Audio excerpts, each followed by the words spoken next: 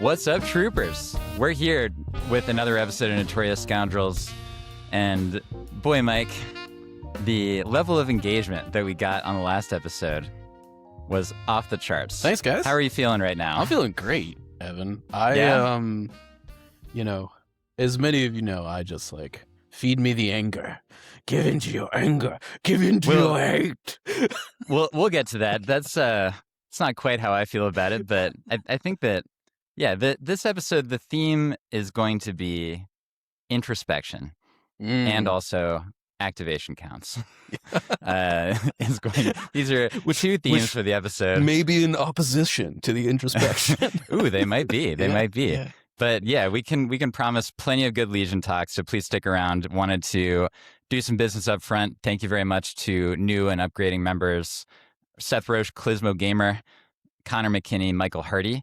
Now that April is over, we have the full list of the peeps that are getting either a card or a die from that was an Adepticon exclusive as a thank you.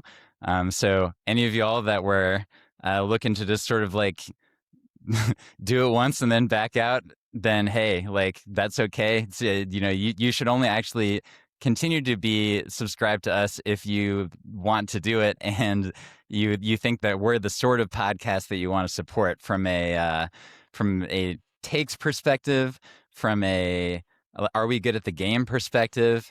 You get to decide all of that. No, you don't. You that's should clearly forget about your subscription and just leave it active for forever. Mike's saying the quiet part out loud as usual. But anyway, thank you for your support. Also want to thank our sponsors, which is Legion Terrain and Game Toppers. We have some good links to what they do, and also a code for Game Toppers specifically to get some of the terrain stuff that they have.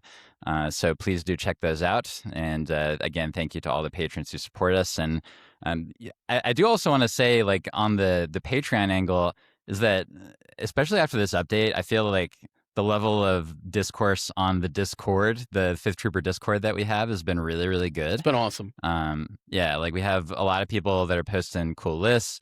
We, of course, always have a lot of, we have, 4 or 5 people that are sort of regularly submitting their painted minis that are just like out of this world good. And so, when you look at the end of this video or any of our other Notorious Scoundrels videos, like their stuff is up there. And, anybody that posts their painted stuff in the Discord, like they get their minis up there. And if there's like not enough new ones for the week, then I try to like pick the ones that I think look really outstanding and keep them on for an extra couple weeks. And so if you're the type of person that considers yourself like a little bit more of a painter than a player, or equally as much anyway, and you really want people to sort of see the work that you put into it, then it's just one more reason to think about signing up.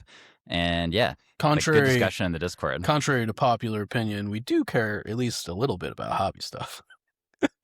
We care about it. Yes. Do we participate in it? Except when necessary. The answer for me is that I just don't. Yo, I'm gonna be honest. When we were at Adepticon and I like walked up to your like bin of minis that were just like, like you treat them like disposable. I don't even know. They were just like. Well, they're B1s. Who cares? Sure, the vehicles had their own slot on the magnets, okay. And then the B1s are just like sort of whatever. Yeah, that's fair. Yeah. If I'm going to take the time to paint something, I'm going to try and do my best generally. Yeah. Yeah. It's just getting to that point, Yeah, it's tough. It can be tough. You got to be in a mood. For me, you got to hit the right. I'm in a painting mood. Let's do it, That said, like I keep hearing from people that are talking about our Mondo episodes. The last one that we did was almost 4 hours, and then that was hot off of the Adepticon one. Obviously, like those are situations where we had so much to talk about that it just sort of happened. This episode is certainly not going to be that length. We'll see. Every time he says something like that, it's longer than he expects. But it's not going to be. It won't be 4 hours. It's definitely not going to be more than 2.5 hours, yes, Mike. I can promise that one. That's fair. And then That said, we do have one more Mondo episode coming up, which is going to be the Mandalorian episode. I have no idea what we're going to do with that, because from a raw, just like new stuff perspective, will it be the biggest thing since 2.6 itself dropped? As far as like raw stuff, Yeah, I think it will be. I probably. I think the answer is probably. Yeah. I think it really depends on like how different the Mando clans are. Like, because if the Mando clans are like, your clan Krees and you just like, you guys get dodge tokens, and your clan Saxons, you guys get aim tokens. Like, that's different, but it's also like pretty samey. Yeah. Like. Whereas if the clans are just like completely different and also have like completely different command card effects, and like if it's actually like a 5 different armies dropping all at once, like 5 different battle forces, plus mercs in every faction that have access to some but not all of those abilities, like right. the generic Mando leaders are going to have command cards, and then there's like, various Mando leaders get sprinkled into factions and stuff. So, yeah, yeah, I think it's way too early to tell, but you're probably right that it will be the largest. It's going to be a lot. Sheer amount of stuff. Whether it changes, I think. The game a ton is like very dependent on like how good the Mandos are. Like that's an open It is question funny that I guess like one advantage we have is that we have at least read most of the new unit cards that are going to be coming out, is that we at least know what the front of those cards looks like for most of them. For the characters, we still we haven't seen Tristan and Ursa, we haven't seen Rookcast, we haven't seen any of the updated like Gar Saxon, or like are they going to change Din Djarin? Yeah. Probably they're going to give Din Djarin "This Is the Way" something. Probably only when he's in that battle force, I bet you. Yeah, but I think that like if you just take him as like a merc and Empire, like he's not going to get "This Is the Way." Well, so you don't think that Din would be able to like "This Is the Way" with like Clan Saxon or whatever? I think because they would both be Mandalorian troopers. I think that "This Is the Way" is a keyword that is specifically called out in that battle force. Probably. Yeah. It's like at the start of the turn, select a unit with "This Is the Way" or something to that effect. Right. And if you're not in that battle force, even if he has the keyword, it'll be not there, basically. But Bo-Katan and Axe and Clan Krees, they all have that Mandalorians are stronger together keyword. Oh. But so do you think that that's not going to do anything if they're Republic mercenaries? No, I think that it probably will. I mean, maybe not. It's possible it does. I think it likely only. So I think like, that's a good question. I don't know. Because it would be weird if there was a keyword that was literally just like, if they're a mercenary, this is a blank keyword. That feels like it would be. That's not the sort of thing that they tend to do very often in this game anyway. I agree, but I don't think that you're going to be able to take units other than Din that have "This Is the Way" in other factions. That's probably right. So it might just be that "This Is the Way" only works with other units that have "This Is the Way." Yeah. I think that's likely. And maybe Din can just maybe it's like if you have a unit with "This Is the Way" selected, maybe it's like within the keyword that happens. Right. I don't know. Hard to say. There's a lot up in the air. So much new stuff. And I also think we do have a lot of the unit cards and stuff, but there's at least 2 pages of upgrades. Oh my god. Yeah. And then they all have slots and points for even the stuff that we have talked about. I mean, even the Gar command cards, the Gar Saxon and Din Djarin that presently exist in the game. If you just looked at their unit card and that's the only thing you looked at, you'd be like, well, this unit is just trash. But that's not the whole story, right? because you're like, okay, we're putting a jetpack on Din, we're putting a flamethrower on Din. He actually has a spear. He's got a spear, right? You know, Gar Saxon has like 3 weapon options, right? Like that's true. It's really like that's just, those units the unit cards are not actually reflective of the unit, because it's more of like it's close. Those units are closer to customizables than like normal heroes in Legion, right? Like you take Leia Organa, like everything is on the unit card.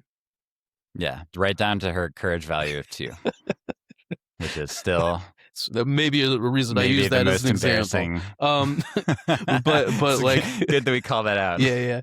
It's our job. Yeah, but like, I do think that like those 2 units, and I think most of the Mandos will be closer to Din and Gar Saxon than Leia, probably. And like, yes, we've seen Ursa's unit card, but she could have 3 more attack profiles that we don't know about yet. Oh boy. You know? I guess what we're saying is that it's going to be a long episode. Well, yeah, for sure. Like, I think, everybody's probably going to have access to a rocket and a flamethrower baseline, I think. Yeah. Oh, I would be really surprised if that wasn't the case. So that said, I think that this is a good time to transition to a brief correction segment. There's probably other stuff that we got wrong in the last episode, but that really, when you combine the last 3 or 4 episodes that we've had, there's actually a few different corrections that came up in a very public way, and I did want to call those out just because these were items that were on our podcast, right? And so even if it was not a member of the 2 of us, if it was somebody on our podcast that said something wrong, then we've got to correct it. Yeah, we owe it to the public. Like, we're supposed to be an infotainment that's like, is the info in small letters or is the tainment in small letters? That's up for the viewers to decide. Evan's finally embracing the chaos. Yeah, we're infotainment creators, Mike, because we have a responsibility to keep up accuracy. And so in that respect, I am sure that there's other stuff we're missing, and if there is, that we will cover it. But there were 2 big ones that I wanted to catch myself on when we went over these rules changes in the last episode. The first, Mike, is that we were a little bit too soft in terms of the death of Obi-Wan Kenobi, because it turns out that we read the new Guardian rules as saying you would get an extra suppression every time you took a wound from Guardian, but it's actually every time you use it. And in that sense, you still can't do Guardian if you are suppressed. So what you're saying, he's not just cremated, we like spread his ashes already.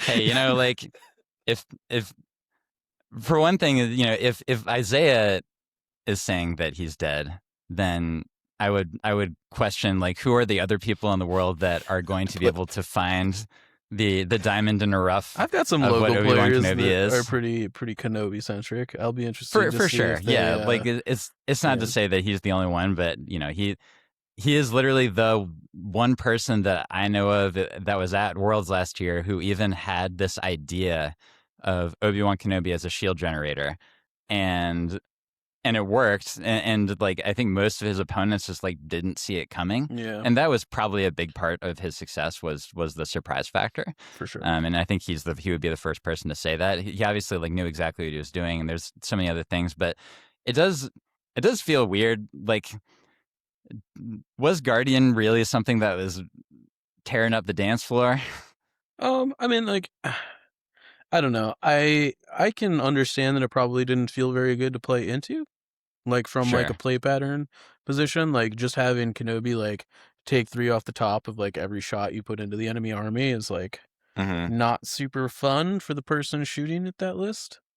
Was it too strong? I think demonstrably no.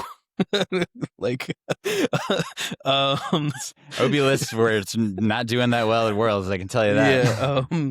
So not this Worlds anyway. So, you know, I mean, I think there's a but I think just because it's not doing super hot doesn't mean it doesn't need to change. You know, I think I certainly can't be a hypocrite on that front. I stand by that on various things that we talk about. Well, we're going to get to some of the takes later on, by the way, from last week, because we definitely need to acknowledge it. For sure. Yeah. But yeah, I think it's probably good. This is what I think. I think it's good that interaction is worse. I think Kenobi just should be better than a Guardian bot. You know, like is that truly like the character Obi-Wan Kenobi? Like in episode 3, like he was doing anything but guardianing. He was like running into like 6,000 battle droids by himself and fighting General Grievous one-on-one in the middle of like I mean, there are aspects to that character that are very different than I'm a protector and that's all I do. Obi-Wan Legion is very Clone Wars coded. Yeah. Right? Yeah. I mean, like, that I think that when you actually consider the movie versions of, young Obi-Wan is, especially in episode 1, like, he's really charging in there hot-headed. He's almost more aggressive than Anakin in a lot of situations. Yeah, so like the thing that I always remembered, like, it always struck me as kind of weird, but it's like, it looked cool, but it was strange to me, is that, do you remember in episode 3 when he and Anakin crash their fighters into Grievous's ship? Yeah. And then they just like sort of jump out and start fighting B1s. So like Anakin jumps out sort of like normally, he like hops out of his fighter, but then Obi-Wan does like a triple front flip into the it's air, like a flourish, and then he does like a break dance fighting move against the B1s to like chop their legs off, and I was like, is this what I mean? It's the movie. The movie gets to establish like what Obi-Wan is, because it's literally one of the Star Wars movies. But it did seem kind of strange. Like, why is Obi-Wan being so flashy? I mean, that's because I don't know. Like that he is partially, at least at that point in his career. I think he's less of a he's aggressive. He's got an ego. He certainly has an ego, right? He does. Yeah, like, and And so, this version of Obi-Wan where his lightsaber's crap, and he is just like kind of sitting there taking dodge tokens, guardianing. You think about what this changed, knowledge and defense as a command card is just way less good than it was if you can't use guardian as much, right? I mean, it basically, rather than being like a good command card, really the command card's going to say, you get to guardian like twice probably, and Kenobi goes immune to direct attacks that round, right? Like it's kind of you like can do melee guardian also that round. It's like a command card that gives you 8 dodge tokens. And that's all it does, instead of attacking like 12 units simultaneously. I don't know what you mean. So anyway, moving on to the next correction, is a couple of times in that episode I was talking about AI, specifically the Aqua Droids and Decas, to where, this is only going to trigger when they're down to half, because naturally my brain, even though I had literally just one segment before talked about how these are now heavy troopers and they're not vehicles anymore. And then the second we start talking about AI, I'm like, well, these decas are only going to trigger when they're down to 1 deca. So, of course, it is not that. Is that they will trigger when they have 4 suppression tokens, or when they have 2 suppression tokens, because they're courage 2. And that honestly does make a pretty big difference to me, because they have AI. Like, now I'm forgetting. Do they have AI move and attack, or just attack? It used to be move and attack. I don't know. I would have to go back and look at the unit card to see if it changed. I do have it open. They have AI attack. Okay, so that means that, granted, we're going to talk in a second about how a lot of this ends up being semi-negated, because override is still going to be very, very, very common, especially like round 2. Because you think about what's the nightmare scenario, quote unquote, is that you just like shoot a mortar at a deca and then they have to AI attack nothing because there's nothing nearby. Nightmare scenario is a sniper at a deca, but sure. Well, so sure, mortar attack, sniper. There's a lot of different ways to get 2 suppression tokens at range. People aren't putting mortars in their list. Sure, so sure. Well, although would you do the sniper? Because then you're just going to be wasting the sniper on shields. Like, I don't know. Yeah, I mean, if we're talking about suppression, I think it's just much more likely it's the sniper. Oh, I guess can you snipe through shields? Yes, you can. We're gonna talk about it later. Okay, we're gonna talk about that. Table that for now. So yeah, like you take an aim shot with a sniper, and then you either get rid of 3 shields or you do a wound under it, whatever, and then that's 2 suppression tokens. That's going to be a common scenario, and yeah, like when you're moving up with decas, you don't want to lose a movement on round 2. Like that could be really, really bad. And so, but like it is negated just because the super attack operatives are going to be everywhere. And it's very, very likely that they're going to be within range 3 of an override when that happens. Yeah. And so it's like not as bad as it could have been. Yeah, I mean, I think units that don't have coordinate are probably going to require you to have override in your list, right? Like override is probably going to be maybe required is too much of a statement at this juncture, but like it is very likely that if you're playing separatists and don't have perfect order control every turn, like you just have to have override. Yeah, which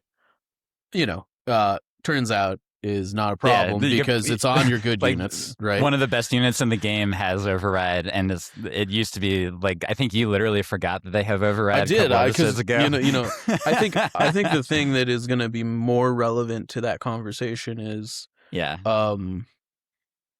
is the courage bubble for your guy that's overriding, because you can't override when you're panicked. I think. You can't, but so like, they have natural courage 3. Do they have natural courage 3?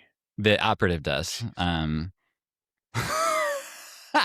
You forgot about that one. I just too. I didn't forget. It's just never come up. It comes up. It came up for me occasionally if Kalani was double aiding.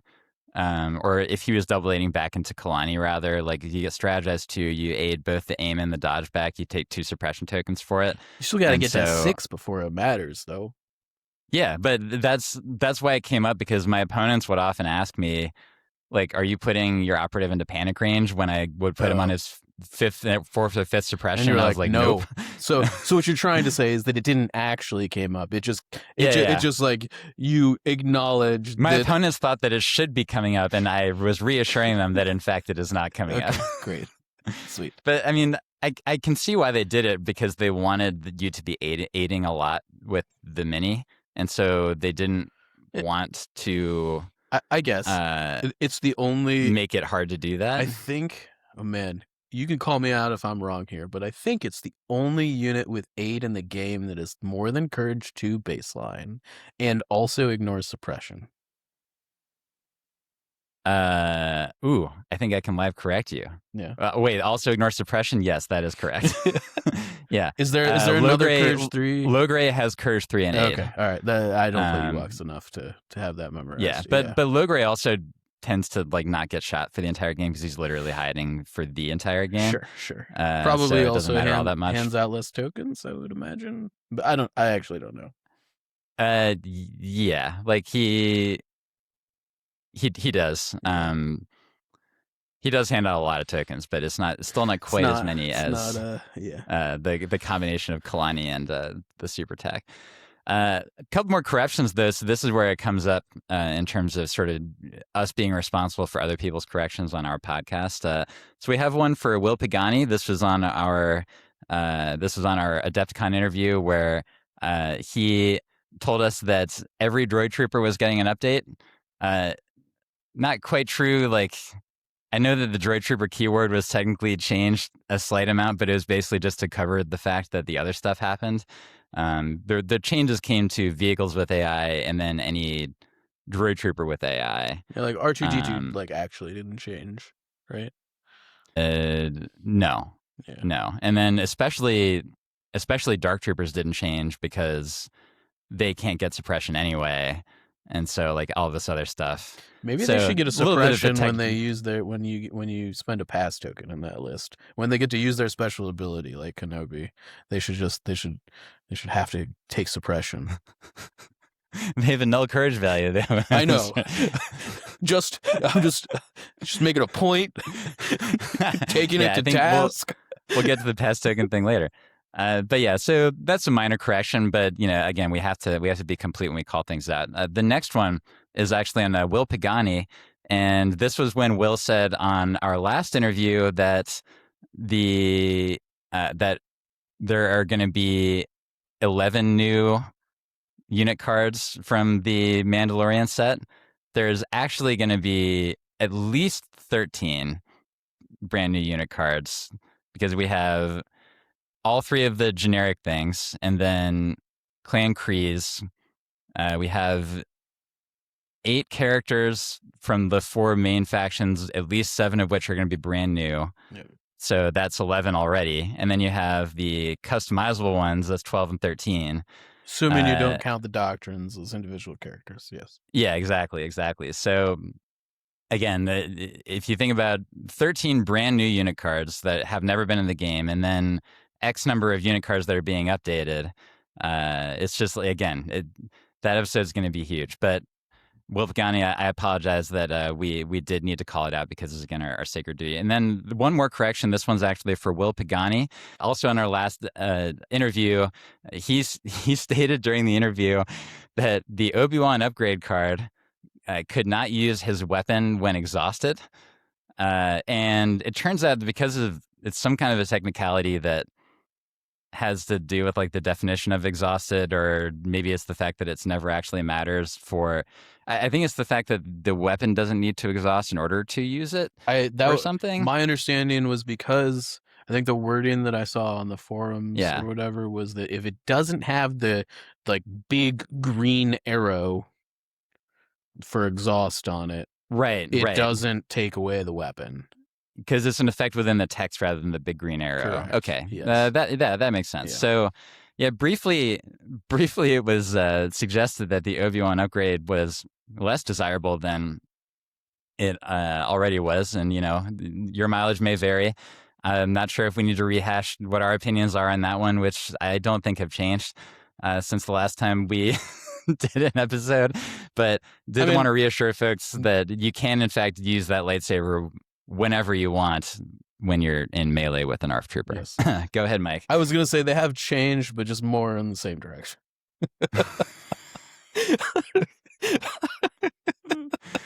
Oh, boy.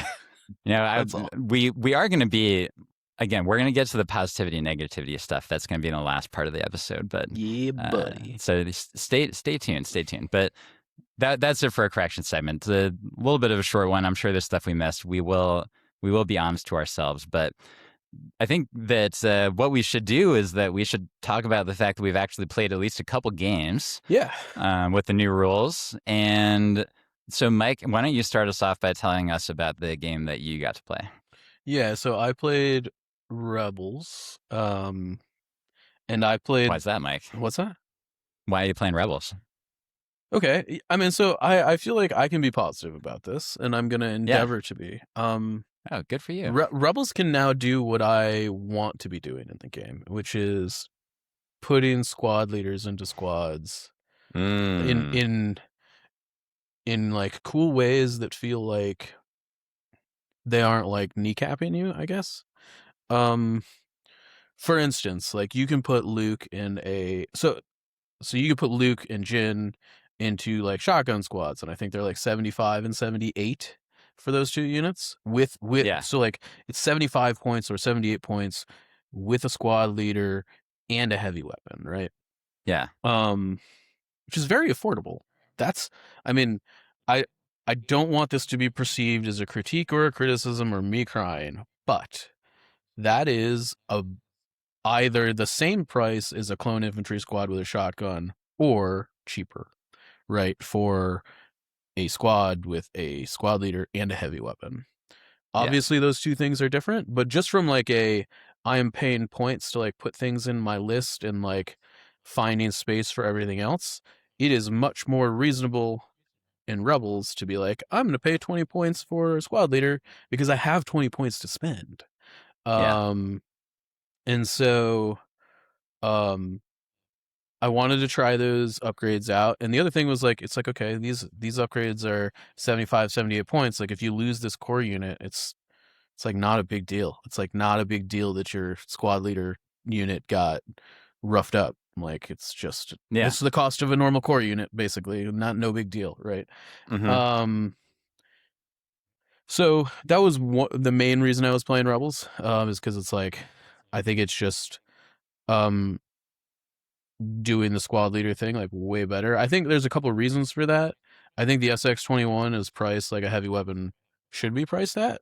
Like I think there is a scaling thing that we've talked about it at length on this cast before, but I think that squad, the Rebel Trooper squad plus the SX-21, like kind of you're actually like paying an appropriate cost for the things you're getting Yeah. in addition to the base unit, right?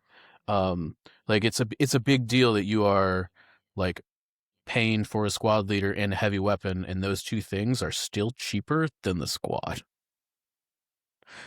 Yeah. right? Yeah, Um, exactly. uh, yeah, and it's just like baseline Star Trooper. So, anyways, that was my reason for playing Rebels. I was playing a 15 activation Lando Han list with Luke, Jin, and Cassian in squads. So I was able to put five It's a characters. lot of characters. That's Yeah. like what I want to be doing. That feels great. I love it. I'm very happy for Rebels. I think that's awesome. Mm-hmm. Um, in, Did you have a second commander or just Lando? in that list, I just had Lando. I did have a Rebel operative with the infiltrate relentless thing for a third operative Yeah. token for Tan Han because he really wants to have extra operative Yeah. tokens in the bag for He a definitely does. variety of reasons. So it was that. It was Lando, Han, operative. There was 6 core units. It was 15 activations. You got 2 characters like mainlining plus the operative. You've got the super fleet Cassian. Like you've got plus 2 squad leaders with heavy weapons, plus 3 more core units with heavy weapons, plus 3 commando squads with heavy weapons, plus 3 snipers. Yeah. And so we ended up playing Cauldron Align the Relay, I think. Um, and so look, this is my first game with new snipers, but I've played snipers before. I know how to. I've been around the block. You sniped a time or two. Yeah, yeah. And I positioned all 3 of my snipers basically like so that they could see every POI.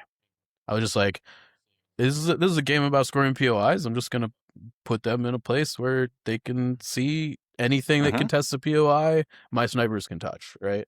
Yeah. Um, I don't think that's going to be like true every time, but you can definitely pick the POIs you want them to interact with, right? Like it's not Yeah. like your opponent can avoid those places. Like they have to go there eventually. But generally on turn 2, you know.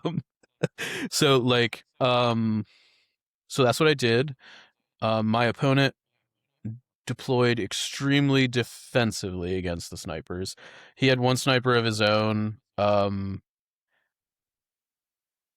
He like kind of waited until I like popped incognito off one of my snipers, and then he went after my snipers with his sniper. I think the conclusion it's obviously like a one-off. I don't think you really want to get into a sniper fight if you've got less snipers than your opponent has, just generally. Like that's probably not. I wouldn't recommend it. They didn't feel great for Yeah. him, I think. He was like, "Oh, I do 1 auto wound to you." And then I was like, "Yes, your sniper team's dead." You know, like Yeah. so unless you can like do the damage and move away, and neither of us were really teched into like aim tokens for our snipers. Like this was definitely like snipers as activation padding. Yeah. But his list, he hit everything behind LOS blockers on turn 1, except he had vehicles. Mm. You know, and so I was able to, I think, do a couple of wounds to an airspeeder on turn 1. Um, and also like do some damage to his strike team, which was fine. And then later on in the game, the snipers just started. First off, Han just like rips stuff up. I don't know if that's going to be a highlight of what we talk about today, but Han is so good. Both of my games were against Rebels, funny enough. Yeah. And they definitely both had Han. So yeah, Han we'll is just he's a monster. 90 points. I also think that he's particularly good with snipers. And I just want to like articulate why that is. It is often that you just like want to leave one dude alive in base contact with Han so that he's like safe. You're like, okay, I do like 5 Pierce 1, right? And I kill like 3 or 4 of your models. And maybe you're like, okay, I don't want to use the Pierce because I would rather you not be able to shoot my Han, right? Because I mean, like at the end of the day, like if Bad Batch gets a hold of Han, like that's like not a good day for you, right? But like because he's a creature trooper and can just like move away from that dude on the next activation, you can just like leave that dude behind in the dust for your sniper team to just like auto pick up. That said, is that if he does that, then it means that he's not charging that. He can't charge, right? but he can still move and shoot. You know, like that's not like an unreasonable. Yeah, so he can back up and shoot, and then when you get his token again, then you charge, because, right? Yeah, exactly. Like, oh, God. Yeah, and then you just do it again the next turn, and you can just just like leave these like stray unit leaders. So the end state of the game was I had 2 strike teams left. He was able to pick one up with the airspeeder, and my strike teams shot down his airspeeder because you just surged a crit into white save armor is just like really good. Yeah. Like yeah. And so but the end state was like he had 3 guys alive on 1 health to secure his back POI. I was just like, yeah, I mean, they're dead. Oof. He was like, I guess I just can't take that BOI. Like they're just yeah. Like even if you don't roll the crit in those situations, like he's playing Rebels, like you don't need the auto wound to ping that squad down. Like if you get the auto wound, great. It's like, 50-70% of the time, like you're just like, yes, that dude's just dead. But the other, 20% of the time or whatever, you're like, yeah, it's 2 hits and you're on white saves and you can't spend your agile tokens. So like chances are you're still dead. Right. Yeah. But the middle of that game was actually the kind of where I was like, oh, these strike teams are like really shining. And that Sabine came in, she like dropped her bombs. She entered melee with one of my units. So she had like 2 dodge tokens and her shield was up. And she was in melee with like a 1-man unit leader. And I was like, all right, I'm going to disengage. Then my snipers are just going to light her up. And Sabine died through multiple dodge tokens and a shield because you can't spend them. So how many of those were auto wounds versus just doing regular shots to get past the... Into Sabine, they were all auto wounds. I had aim tokens every time. Like, okay. It just... obviously, there is a percentage of the time where, like, you're not going to hit a crit. Man. Let's go over the numbers one more time. Yeah, go for it. Because I also... On our initial cast, I actually quoted numbers that were too high, but then I had the correct ones when I was on the interview with the Wills. So it is that. So if you roll 3 dice, then you have a 58% chance of one of them being either a surge or a crit. Right. So off the rip, better than a coin flip. Exactly. Yes. Yeah. 1 aim brings that to 76, which that's so you cut. You cut the chances of missing it basically in half at that point. And it starts to like feel pretty good in terms of being like a reliable way to get wounds in. And the thing is that like even if you don't, right? Like even if you don't hit the auto wound, they still have to roll saves. Like it's not like you did no damage, right? Exactly. It's like the worst case scenario is that they're gonna maybe roll cover and they're not going to spend their dodge tokens because they can't, because it's got high velocity. And they can use backup at that point if it's relevant. Yes, they can. Right, if it's relevant. But like, you know, the chances that you don't have hits in that pool are like very slim. like I don't know what the percentage is there. It's like, I mean, like it's, you know, and obviously, you know, yeah. Anywho, so in this situation, I was able to just like put 3 auto wounds into Sabine. She died because she already had a couple. You know, and I think to kind of like the conversation we had last week about like, oh, Yoda's gonna die on turn 1, blah blah blah. Wait, Mike. Yes. Table that for a second, because like I think that we're gonna do like a little takes clinic towards the end. Sure. And so I think that like talking about the general strike team stuff, that'll be good there. But anything else about your game that you felt sort of was striking? I had 16 activations with super squads and heavy weapons in every unit, and like and squad leaders in half my core units, and like I want to emphasize that, again, this is not a criticism. This is how I think an army should feel.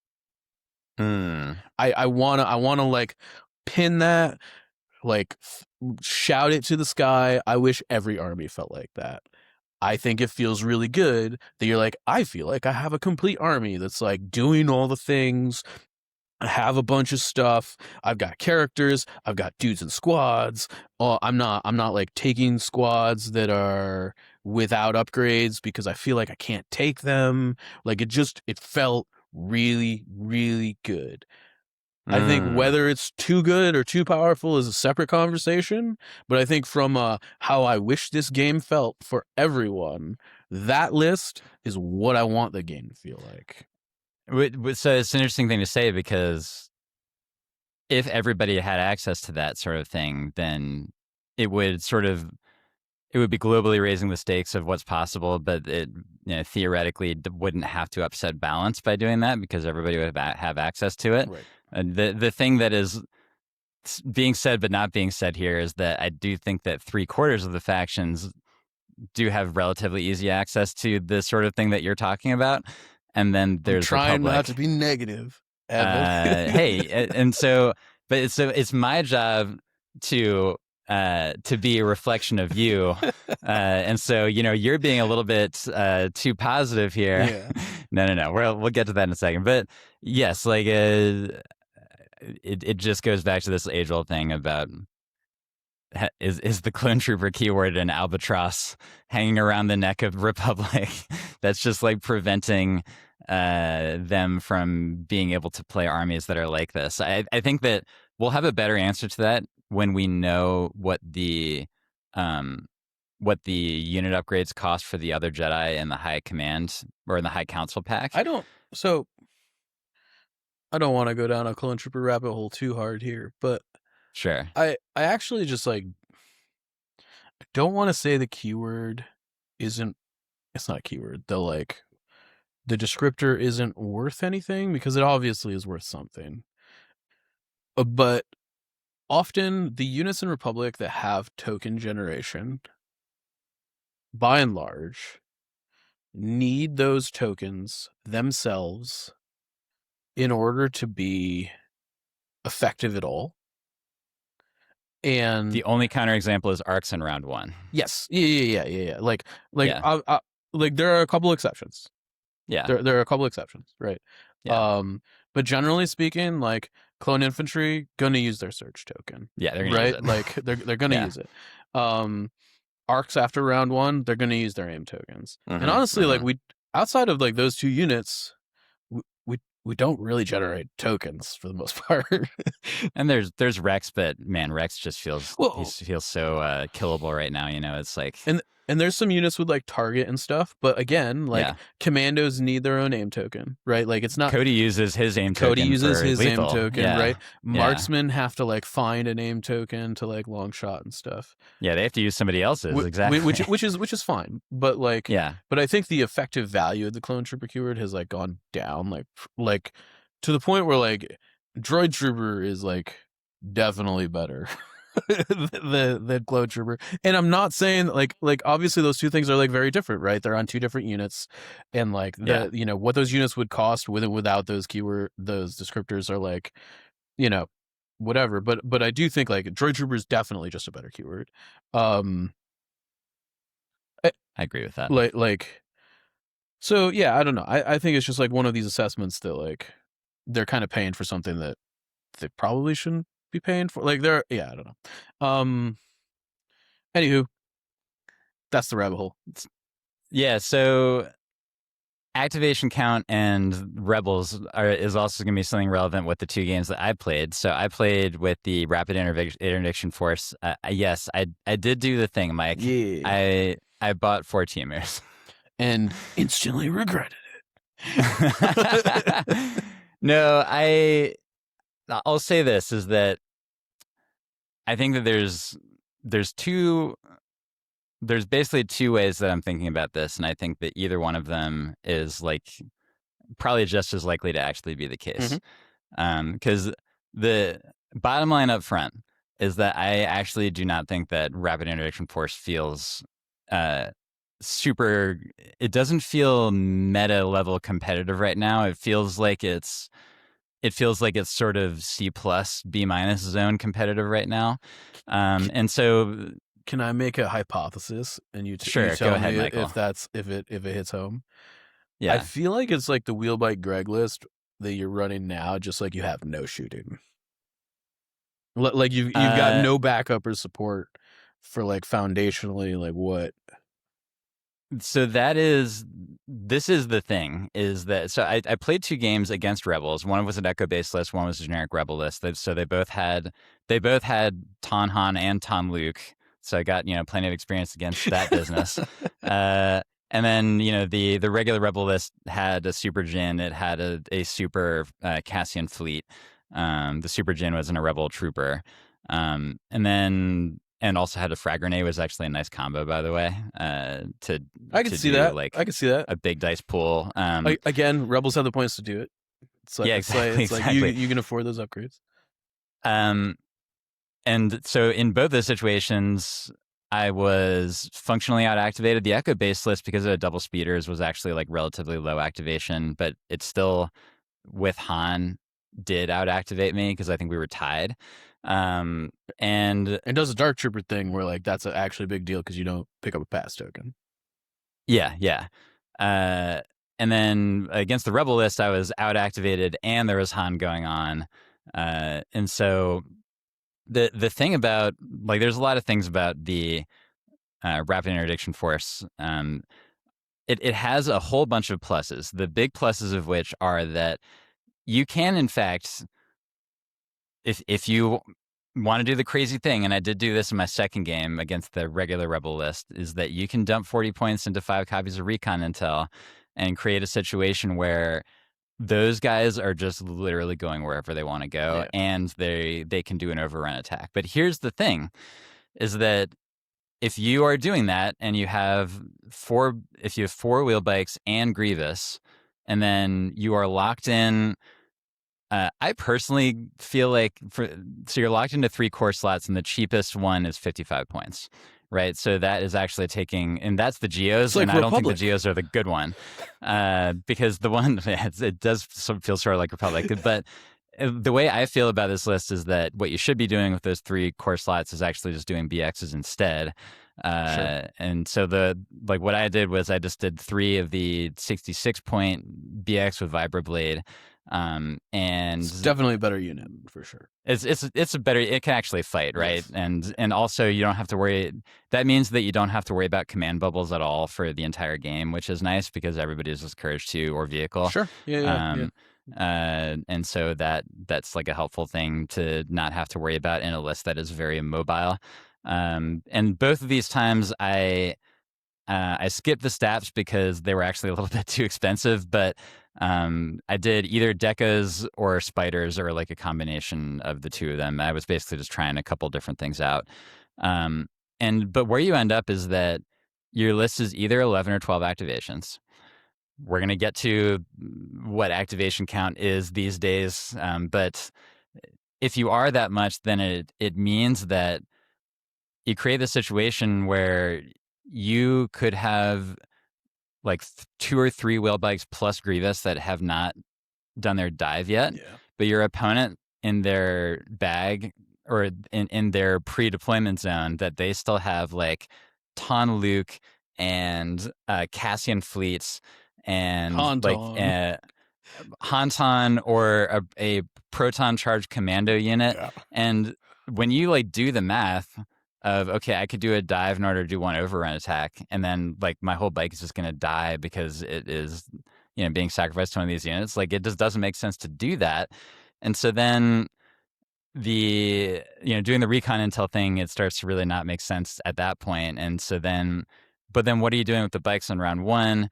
You can still use them to position for round 2 without exposing yourself in a way that can be advantage from you end up actually sort of doing, it feels like it's a 19th century cavalry thing. Yeah. Like you're doing some real Sun Tzu Art of War stuff to where your ability to win the game is in a huge way, maybe even purely based on forcing a mismatch with regards to your deployment and with regards to the placement of your units in terms of how close they are to the rest of your enemy's army.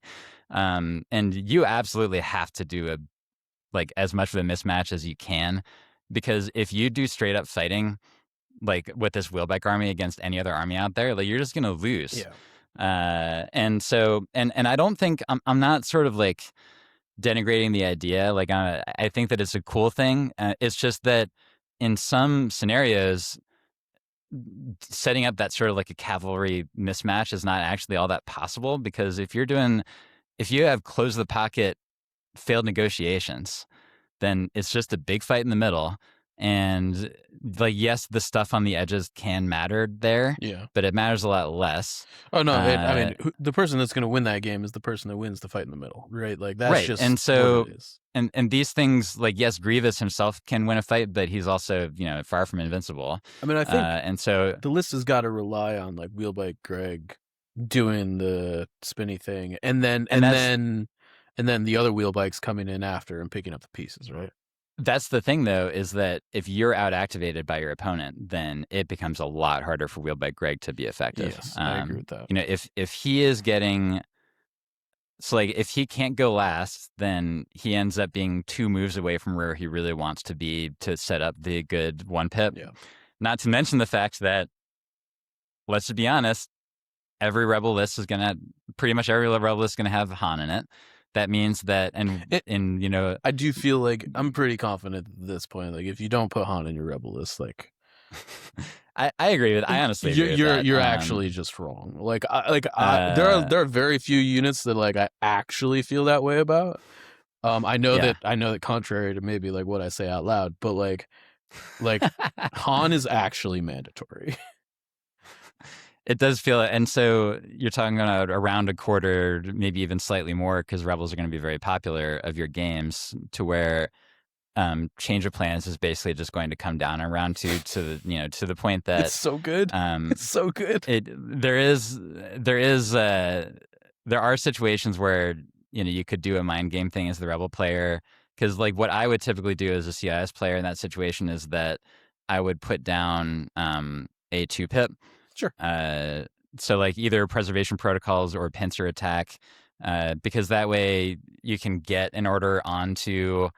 With protocols, you would need a stab to help him out, but with pincer attack, you can get an order onto Grievous still in order to like keep him safe and do the thing. But then if your opponent did play change of plans, then you still you still have initiative against them, because they're definitely not going to kick it back if you did pincer attack against change of plans. But that's like nice, the Rebel player in theory, but they're totally okay with that. Well, yeah, they are okay with that. But like if you play the mind game really well with a Rebel player, and then you don't play change of plans on round 2, and then I don't play Jedi Arts on round 2, then I'm like really boned, and Jedi Arts is not going to happen like ever. Yes. For sure. And so, yeah, like, so that in and of itself, plus getting out activated more often, we're going to get to that.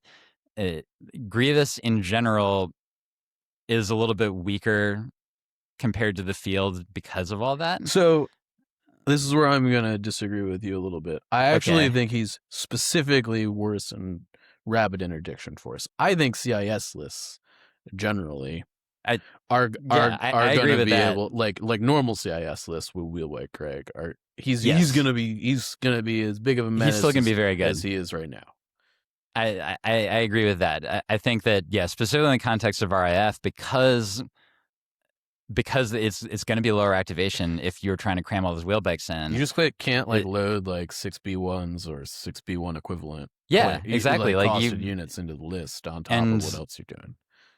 And there's no straight teams. If you do BX, you can't do straight teams with them. Yep. And so, like, there are no, like, literally the cheapest activation is 55, and that's if you do this like repair one geo that can't shoot very well. Oh, your cheapest which just activation doesn't seem like a winning 55.7. Man, that must suck. Listen, even Republic has cheaper activation. Like, you have Marksman in Republic, that's cheaper than 55. So I don't want to hear it. I guess it does. It weirdly technically makes it the battle force with the most expensive, cheapest activation out of like anything that's out there. Just because everybody else usually has like a piddly core unit that you can cram in there to sort of pump it up a little bit. And so I'll say this is that I don't have buyer's remorse about getting the extra wheel bikes, because I think I was going to want to have 3 anyway. So, getting the 4th one is sort of like the wacky thing, and you don't even need to do Battle Force to have 4 of them. You just need Grievous. That was what I was going to ask. Do you think that doing what you did but just outside the battle force will just be better from I can get to 14x potentially? It could be, but I'll say that getting to use that battle force advantage to make the wheelbikes faster is actually really huge in terms of them being able to do their thing, and also to get overrun attacks, because you think about, by going from a speed 2 to a speed 3, you make the range of your overrun attack 2 inches longer also. It's an 8-inch attack as opposed to a 6-inch, Yeah. And so, and then also you're enhancing the sort of cavalry thing in terms of being able to go from one side of the board to the other. And again, I did win these games, but this second game, let me tell you about the living units that I had on my side. I had half of one wheelbike. Nice. Which was at 2 wounds. And I'm not even joking, I had my 3 BX Vibro units. Okay. And that was it. Yeah, I mean, everything else died. Yeah, I definitely, charge the light brigade, right?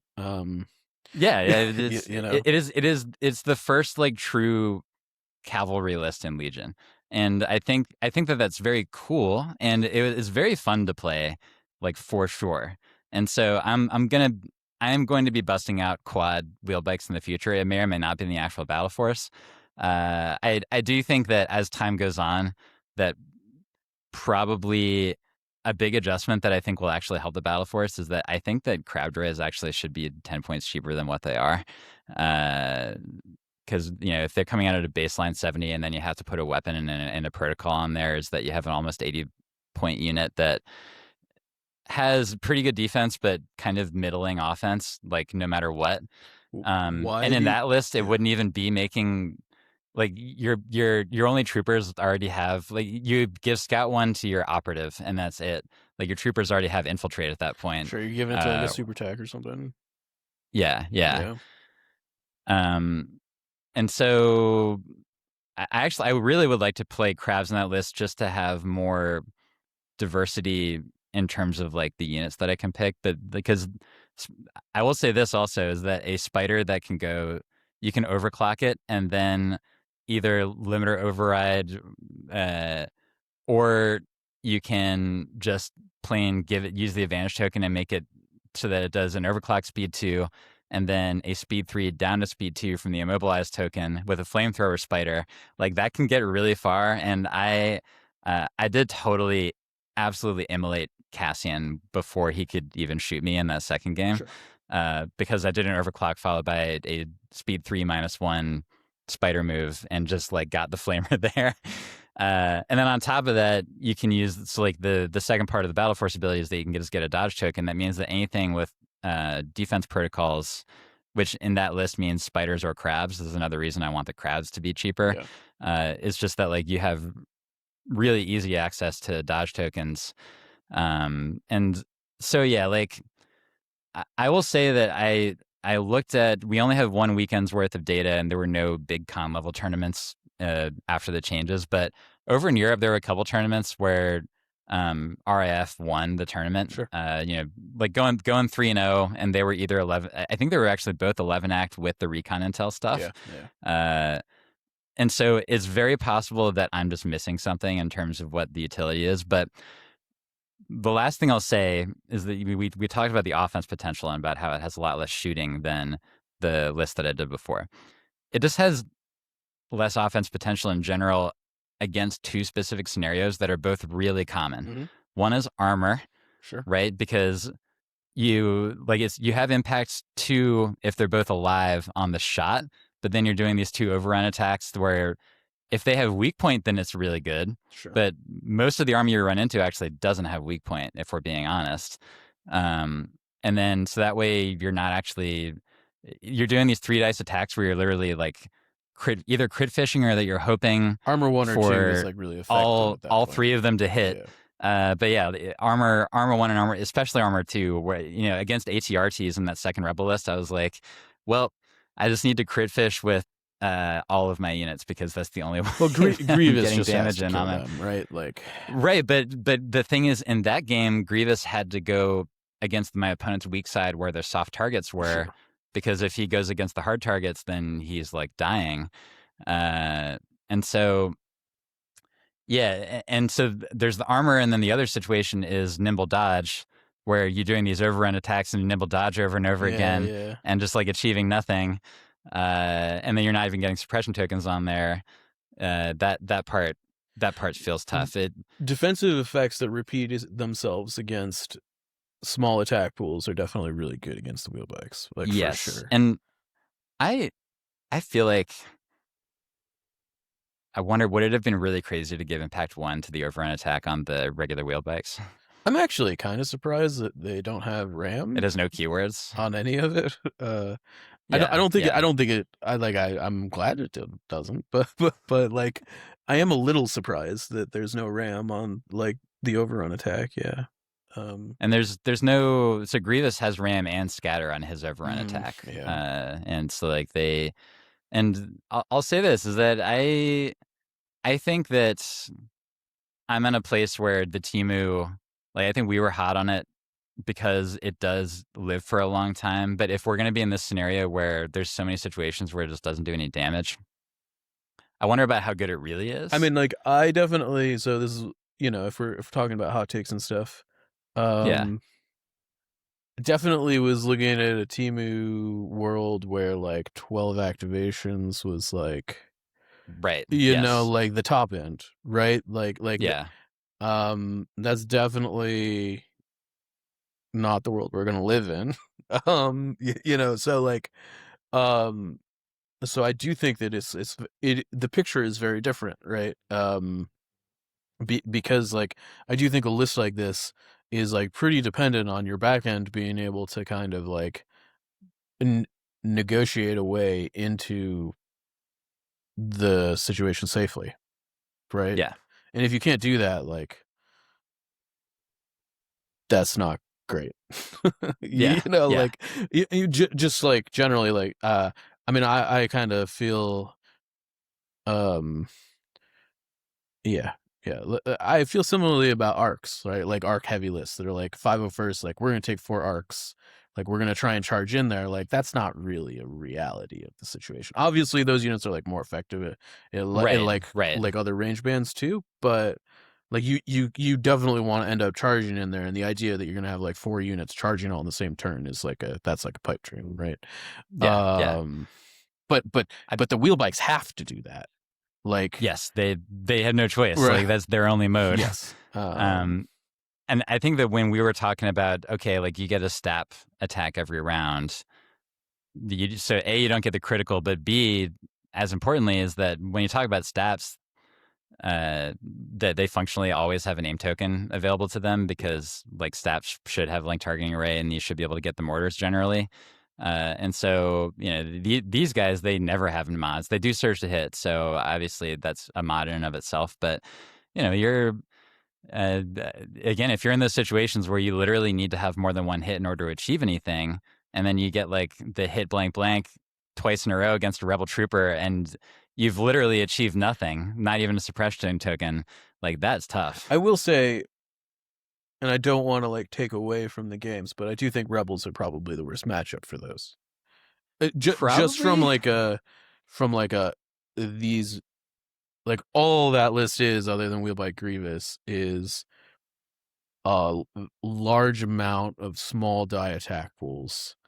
Yes. That like Nimble is just gonna pick up off the table, right? Like it's fair that like against stormtroopers and scout troopers, I'm picking up a lot of models compared to against those rebels. 100%, right? Like against every other faction, like the wheelbikes, I think are gonna at least. I don't know if they'll feel better, but they will feel. Those attacks will not feel like they're mitigated in the same way, or like every rebel unit either has like low profile, armor 1, nimble. They've got something that like takes one out like every time, right? Yeah. I will say that in the first game there was a hilarious interaction where it was sort of like all these little incongruencies with the game that piled up into one exact situation. When we talk about sort of like immersion and theme, it was just hilarious because for starters, you had 2 T-47s that were both on top of a building, like a height 1 building. Sure. And they were raining down some stuff. And my only option to do damage to any of them was Grievous. So Grievous got up there and, he does his thing by doing a shot and then an overrun attack on this T-47 that's on a building. Meanwhile, around the building, you have my opponent's 2 characters, which are both Han and Luke on a Tauntaun. They are not allowed to climb onto the building. And so, but they're my opponent's best way to get rid of Grievous. Sure. And so you have Grievous overrunning a T-47 with a wheelbike on top of a building.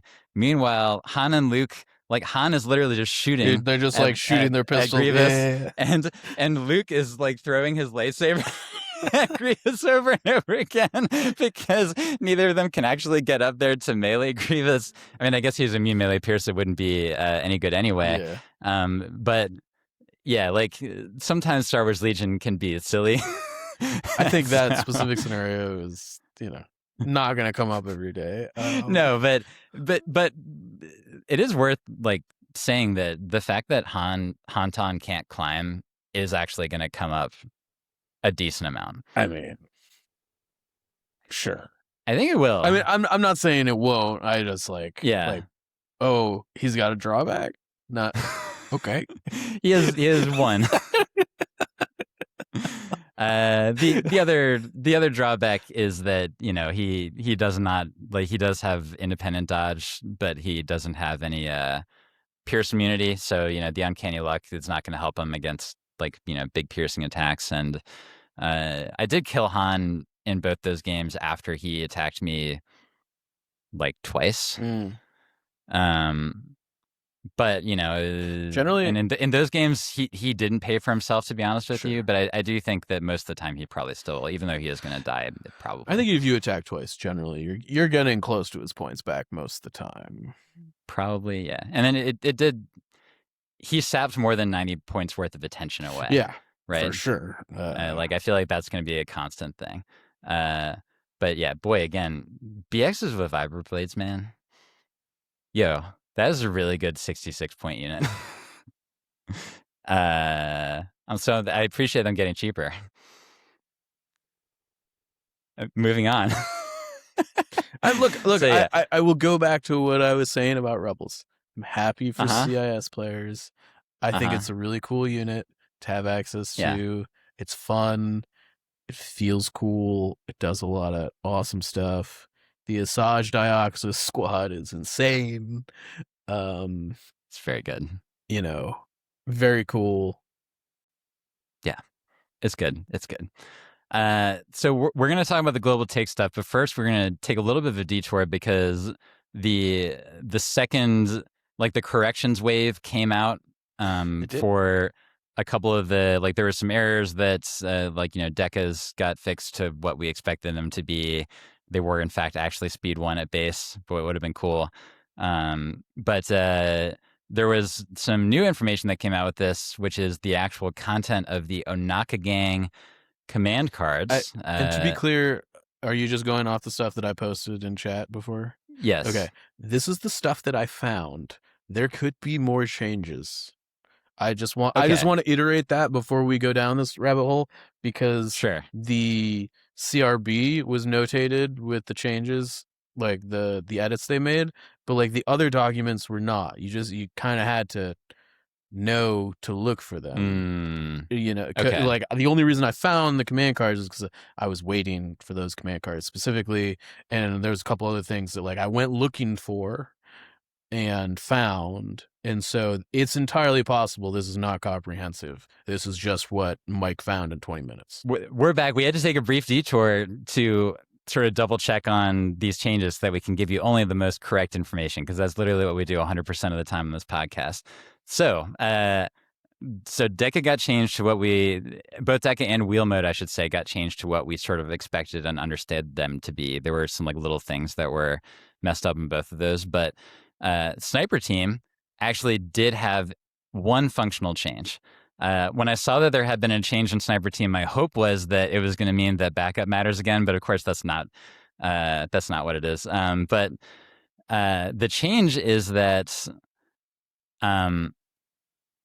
when you use Sniper Team, it has to be during your own activation. So like what this means is that Tarkin cannot pull the strings to have them do the Sniper Team thing. There are other repercussions. And there's other things also. Standbys would be another example. Well, and that's actually not insignificant. Or the Thrawn thing. The standby thing and the Thrawn thing particularly are not insignificant, because this unit has incognito. And you actually can't touch this unit until you get to Rage 1, right? Yeah. So, like, that's probably good. I don't think it really... that's more of... It's a minor nerf. That's more of like a technical change more than like changes the conversation really at all.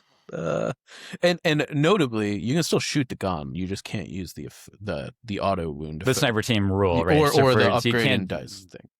Yeah, so you don't upgrade the dice and you don't get the auto wound on the crit. And so, like, it is fair to say that we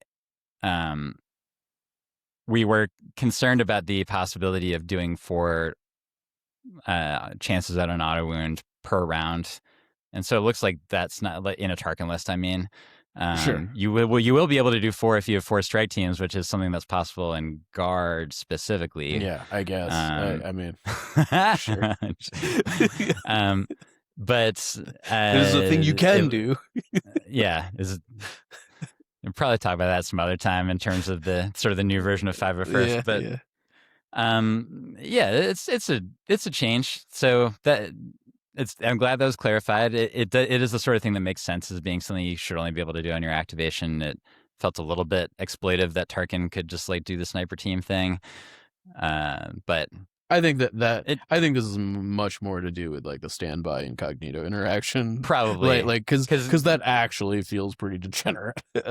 Generally, Tarkin's going to be pulling a Super Shore or Vader anyway, probably. So he usually doesn't want to be doing that with the strike team in any case. So, that was like the one functional change. Then was the Sniper Team thing, and then the Deca stuff got corrected to what we expected it to be. But then on top of all that, we have the Ohnaka gang command cards. And Mike, why don't you tell us what these command cards do? Yeah. So there is no technical 1-pip, so I'm going to start with the 2-pip. So the 2-pip is speak softly and drive a big tank. It is 2 vehicle units.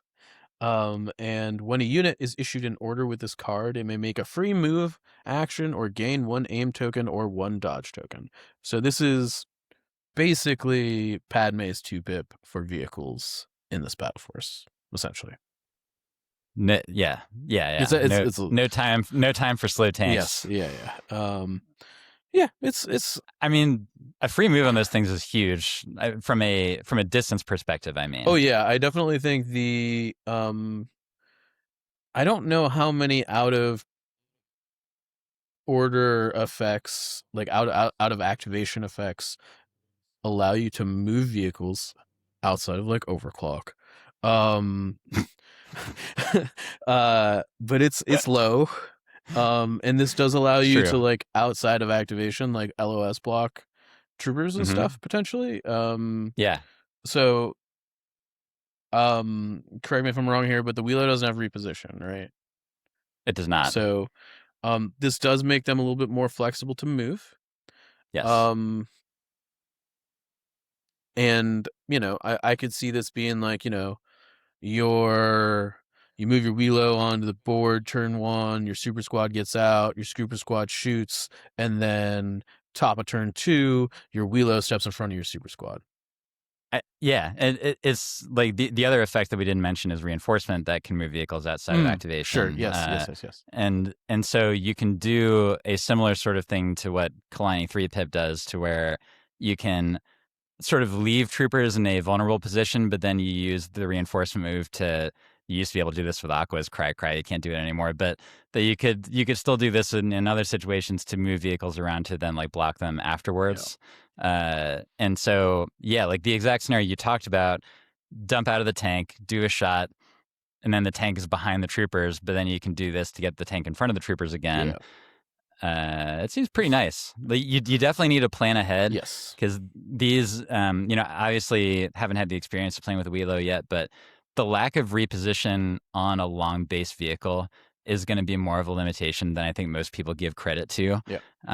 Because when you talk about buses and snails, they really depend on having that, like the fact that they can pivot both at the beginning and the end of their activation in order to do the thing that they want to do.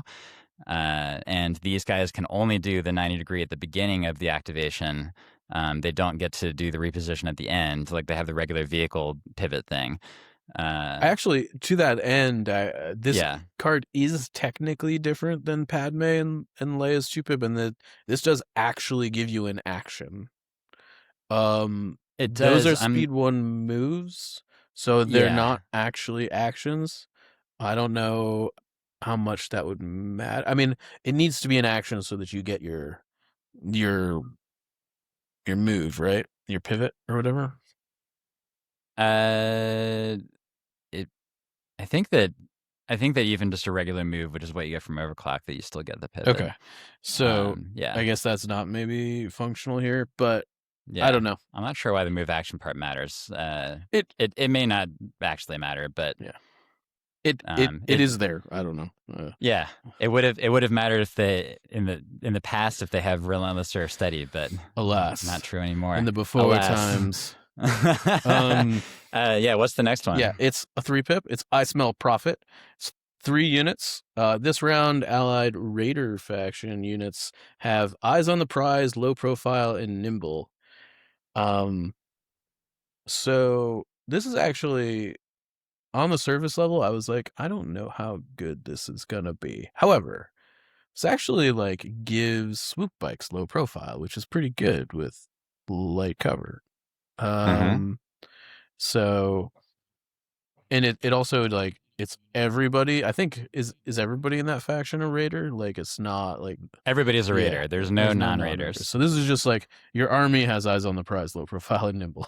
I guess this is like future proofed for like if something you can take in this list eventually doesn't have the raider thing. But yeah, seems. But also like low profile in and of itself is big for the swoops because they have cover 1. Yeah, that's what it. And so it's but also yes, like they get that and the nimble. Yes. When you do the independent dodge, like the swoops, like you said, the swoops become a lot more durable that round. It is funny that the wheelos will get barely any benefit because they don't have outmaneuver, and so they would get they can get a dodge from the driver guy, but if they don't have outmaneuver, then you're only getting better against like 6 hits or more.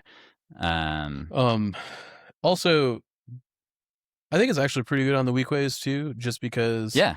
like if your eyes on the prize is triggering, that means you're close to a POI, which means you're probably picking up cover, likely. Yeah. Right. So low profile is Mhm. gonna trigger. Nimble's gonna trigger once you spend your aim from After you attack. Swashbuckler, right? So Yeah. like once you Yeah. go, like you're gonna be a rebel trooper basically. Plus you're Yeah. gonna be rebel trooper plus because you're gonna have low profile in addition to nimble. So Yeah. speaking of lists you don't want to run into with a wheel bike. So yeah. That's the 3-pip. The 4-pip is insolence. We are pirates. It only orders Hondo and Naka. While building a command hand, treat this card as though it has 1 pip. So in building, it counts as a 1, which is a pretty big drawback being a 1 pip that is 4 pipped. But this round, when an allied raider unit within 2 and in line of sight of Hondo and Naka makes an attack, if Hondo is not suppressed or panicked, he may gain 1 suppression token during the roll attack dice step.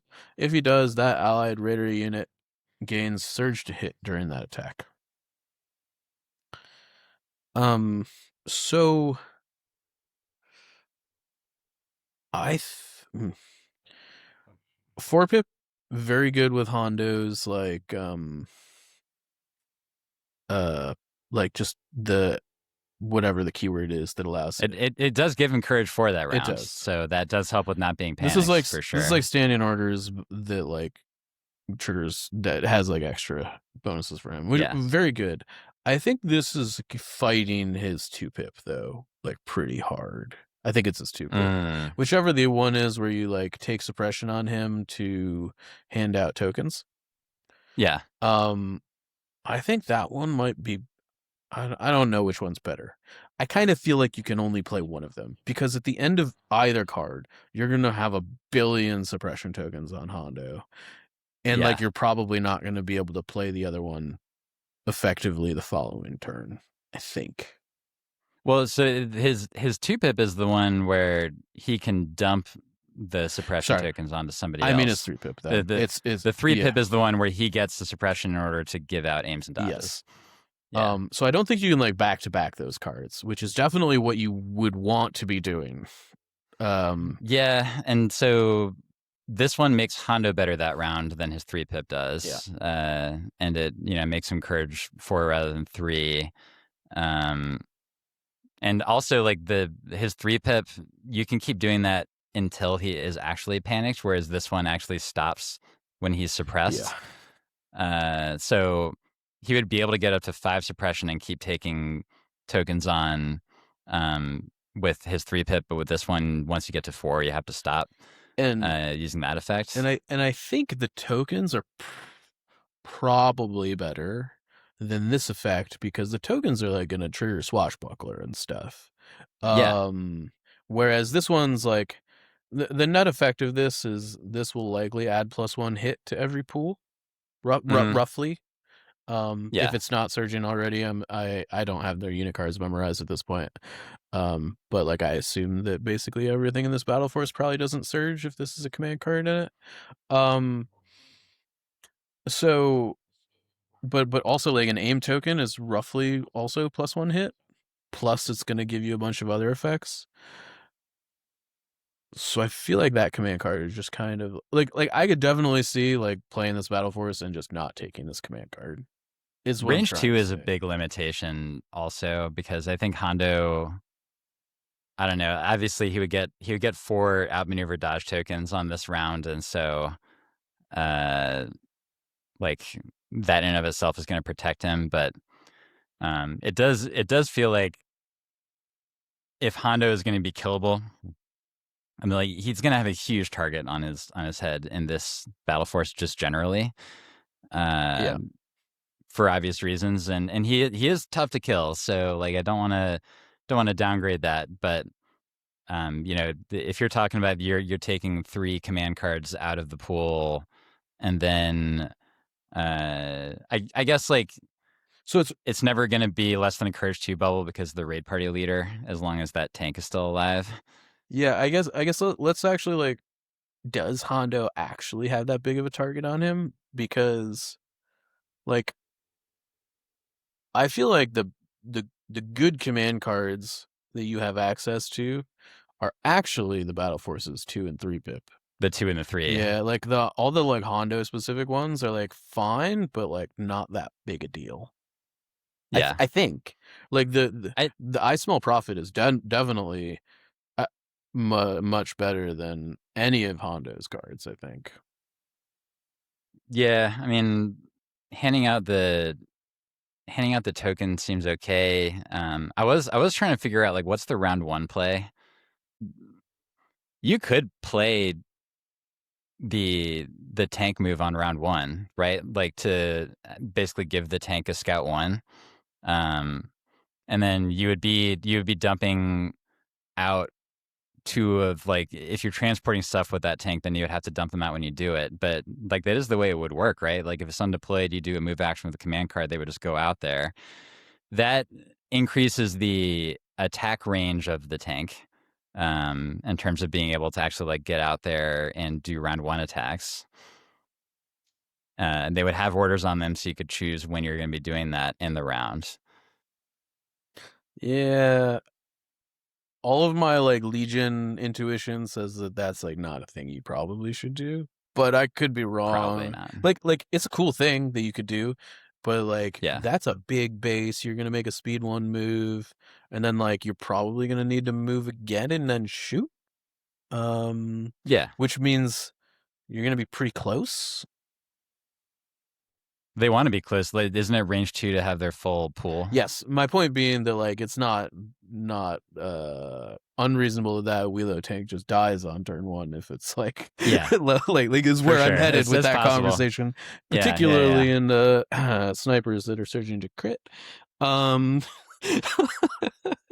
Yeah. But you know, so overall, like I do like the 2 and the 3 pip. The 4 pip, they're good. It seems a little bit tough to make it work. It's sort of it's very similar actually to that Poggle whatever pip it is, to where he gives surge to hit to the Geos. Yes. And the reason why it's not very good is because Poggle ends up being so exposed by trying to do that he would end up being at risk of dying, because he needs LOS also of the Geos in order to get that done.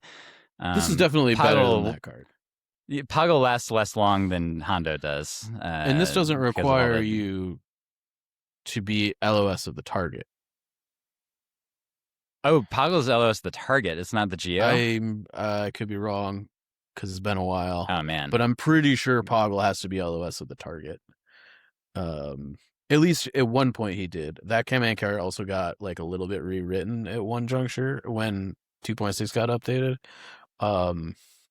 Oh, you're right. Poggle has to be an LOS. Yeah. So that's really limiting, that's like you gotta be like, Poggle's out there with standing in the wind. Like I do think that is great from a thematic perspective. Like Poggle's getting up on a hill and going, "Yo," and then he's like dies. It 100% is just like don't play that card. Again, it's but I'm definitely not whining about droids, but it continues to be funny and weird that there's 2 Courage 3 commanders in CIS, and one of them's like, Dooku, makes sense, awesome. Pog the Lesser, crickets. Yeah. Make Kraken Courage 3. I think Trench is going to be Courage 3. He probably will be. I mean, he died like 3 times, and he kept coming back. He does sort of skitter away a lot, but he did die 3 times. I mean, he skitters away less than Grievous. Less than Grievous, for sure. Yeah. And one of Grievous's iterations can't even run away, so whatever. Yep, accurate. So those are those cards. I am, again, even, it's like I said last time, even if Ohnaka Gang is like not super competitive, it is going to be a fun list to play. And I think it'll be a fun list to play against. I do think the 2 and the 3 pip go a long way into making it, like, if it is competitively viable, the 2 and the 3 pip are going to go a long way in getting it there. I think specifically the 3 pip probably. Those nimble low profile swoops are going to be a real pain to deal with that round for sure. Yeah, I mean, just everything is going to be shearing like 2 off the top. Other than the armor. right? Yeah. So Yeah, I think it'll go a long way too. Like that, it'll potentially, and especially because they already have Eyes on the Prize Relentless. Like you're gonna have a ton of weak weight guys that are just like barging onto points, taking range 2 shots when they get there. Um, I I should note that I'm not sure if it's clarified yet, but in an interview, I think Will Pagani, granted, we just sort of try to roll the dice when you're talking about Will Pagani giving out accurate information. Hi, Will. Whoa, now, but he said, I'm joking. I promise I'm joking. People get mad I believe at it was me. him that said that the timing on Eyes of the Prize would be where you are at the end of your movement in terms of whether you get steady or relentless or whatever, which is what we figured it would be. That seems reasonable. Yeah. Yeah.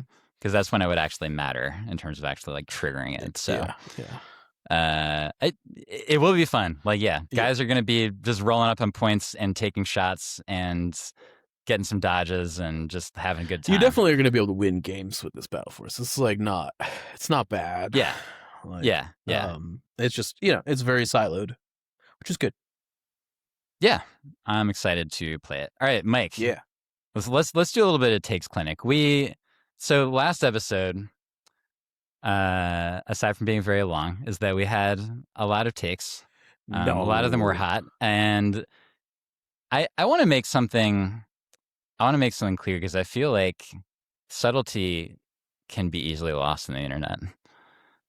Michael, I know it's a controversial statement to make in and of itself. Who's subtle on this podcast? I don't really. Subtlety is maybe like giving the whole thing too much credit, but maybe the better word is that sarcasm can be easily lost on the internet. Because I saw a couple of comments that were talking about the fact that I was, quote unquote, bragging about being intellectually dishonest as being sort of like a point of criticism for our takes on the podcast. I mean, look, I recently turned 40 years old, so I'm what you call an older millennial. And thank you. You can see it all right here. Yeah. And I work in healthcare. Okay, so if you combine those two things together, then it's like a fusion reactor for me using sarcasm a lot every day. This is just like a part of my personal like culture and philosophy. That is how our generation expresses themselves. Exactly. This is just how we deal with our feelings. And so both with that and when I sort of like, if I brag about the nature of the takes and I'm like, this episode has the hottest takes that you've ever seen. And I even like, I put it like on the little chyron on the YouTube image. Like, I'll say this, we got a lot of engagement in the last episode. We got a lot of viewers. We had a lot of comments. And thank you all, to be clear. Even positive or negative feedback, I don't care. Thank you. We want it all. Yeah. Don't hold back ever. Yeah. So that's point number 1. Don't hold back ever. Point number 2 is that if anybody ever thought that we were literally doing the thing to where we are being like controversial on purpose in order to get views or to get that level of engagement going, if I ever say stuff like that, then I promise you I am joking, because I have a lot of opinions about everything, as Mike well knows, but so do I. It's okay. I think that yeah, exactly. We all have a lot of opinions. That's why people come to the podcast. They like opinions. I think that doing that thing is honestly gross and dishonest, and it's part of what makes the internet just like a worse place in general. Because that actually is intellectual dishonesty if you're literally saying things that you don't feel in order to like get people to talk about them. And that is not what we do around here. No, otherwise I'd take a lot less flack. Yeah, like Mike would be exposing himself a lot less. And I only feel comfortable even joking about it because I feel like most people sort of understand the fact that I have been self-conscious about the entire concept of being in content creation every time, like ever since we got into this, and that the thing that I am always like keeping in my mind is that we are talking about a tabletop game where you're moving little plastic Star Wars soldier guys around, and so uh, like a lot of us really love this game. That's why we do it. But that there should never ever be a level of like seriousness or dourness to anything that we talk about on this podcast. And You know. so I I mean sometimes we end up accidentally talking about real world stuff, Mike, and I have to like sort of bring myself back from the brink. I mean, yeah. I think where I stand on this, I Yeah, think yeah, is go like, ahead. um, I've been doing this for 8 years. But you really have been. That's Like, crazy. and you've obviously been here for the last, is it been a year and a half at this point? It's basically a year Year and a and a half half. now, yeah. Yeah. And like we had almost 6,000 people within a week watch that episode. Yeah. That doesn't count like audio listens and stuff like that. Mm-hmm. Mm-hmm. I'm just like, you know, to have that many people like into the game and growing with us and growing with the game. um I don't know, uh just like a fantastic, just as like just generally good. And like I think that the most important thing is that everybody is talking about the game they Mm-hmm. love, and the Mm-hmm. more people engage, whether it's positive, negative, sarcastic, non-sarcastic, whatever, the more people that talk about Legion, the better. As long as it never gets personal, I Yeah, agree with you. sure, for sure, for sure. Yeah. I just, Yeah. That is the line that I I know draw, you and I got think a it's the line very, everybody you got should a draw. very firm personal line. Um, Yeah. but like, I definitely like, you know, whether you agree with us, disagree with us, hate our sarcasm, love our sarcasm, hate watch us, love watch us, whatever. Um, Just keep watching is the just important keep, thing. just keep engaging with Legion, right? Like, and the fact that like we're getting to a point where, you know, over 6,000 people in the course of a week are like watching content related to the game is awesome. Whether, you Yeah. know, and the fact that everybody is willing to throw down their stake on, hey Mike, I think your sniper strike team takes are bull, and that's great, fine, you can do that, like, wonderful, right? Yeah. um I think that's healthy. I agree. Yeah. And so like as long as like we're being honest with ourselves and we're not making it personal, I should say, except for Brian Bear, like it's okay to be personal with him. Yeah, But yeah, you know, no. with like with normal people, um, who are not monsters, like yeah, we never keep it personal, and yeah, we stay honest with ourselves. Then this is like something that did come up in Legion Discord as sort of being an open item, and uh, I feel comfortable talking about this also. Mike is maybe thinking that I'm getting into sort of a dangerous territory here, but you talk about the fact that we have all like the engagement's been going up for us, but also like globally that more people are playing the game. Mhm. Uh, and so does that create a responsibility for us to do something in terms of like thinking about the way we put out content? It it's I would basically say it does and it doesn't. It does in the way of the things that I already talked about, which is that we should be honest and that we should never make it personal and that we should, remember to like never make it like truly vitriolic. Yeah. It's okay to be mad, but as there's sort of a place where if you're having people saying either whether it's saying that Mike and Evan are morons, or if you're saying the Legion devs are morons, that's making it personal, and you are taking it way too far. Yes. But then the other side to that is that I do not think that there is a responsibility on us to be like net positive or net quote unquote negative about the game.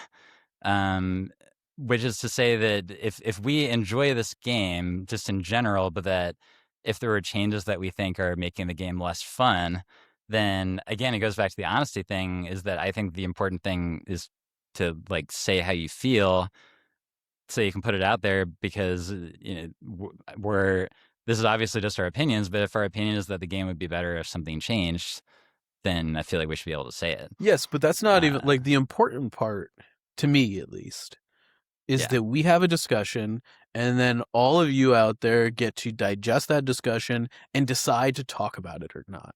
Like, if you want to talk about it, great. If you don't want to talk about it, also great. But like, the more engagement we have in general is Yeah. just better. And I think the more engagement there is, the more feedback there is, the more like that Hmm. loop becomes more healthy, right? And Yeah. so, if we just sat here all day and were like, everything is hunky dory and nothing should change ever, that's not just boring and dishonest. It's also like, it's also not helpful, right? Like, um, so I, I think this is a very interesting time for Legion because we're going through a lot of change in a very small window of time. It really is. And This update in Mandos is an insane amount it's of going to change be in a two lot of months. change, right? Yeah. Not the Yeah. most change ever, Will Pagani. Um, but like, and I think when there's a lot of change, there's a lot of things to, like you're not gonna like every change. You're not gonna, you're also like, yeah. So, um, and I think, you know, if people have good reactions or bad reactions to takes, like that is helpful in identifying things that the community likes about the game and doesn't like about the game. And like, Yep. I think that's helpful feedback generally, right?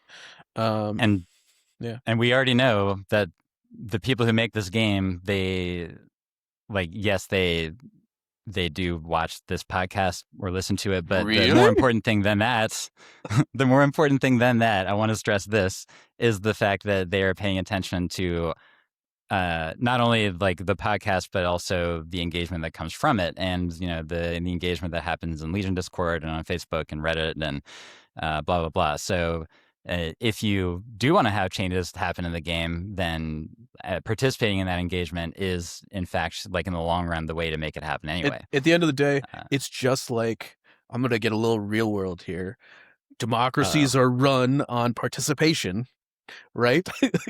The more you're invested and like engaged with the things that man. you should be, part of, like the more you will have an effect on what happens, right? And that is an important way the world works.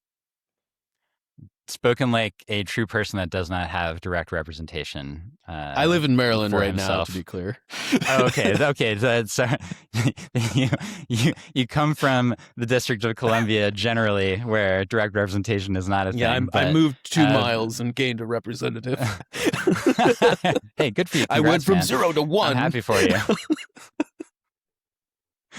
But yeah, that's a good civics lesson too. Yeah. So we're really getting a lot accomplished. But in the spirit of all that, there were actually like sort of three subtopics where I wanted just like get some quick hits to basically say, do we think that the takes were too hot or not too hot?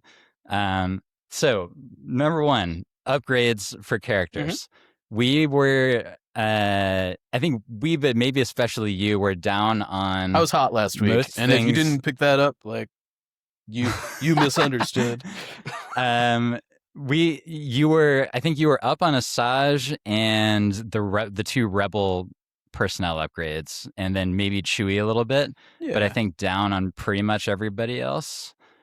I wanted to key, like, so when it comes to Grievous or probe droids or dare I say Arf Obi-Wan, probably not. Have your opinions changed as far as those go? I think after digesting it for a week, I think somebody had posted to the comments like, man, I think you were too harsh on probe droids. And you know what, man? I think you're right.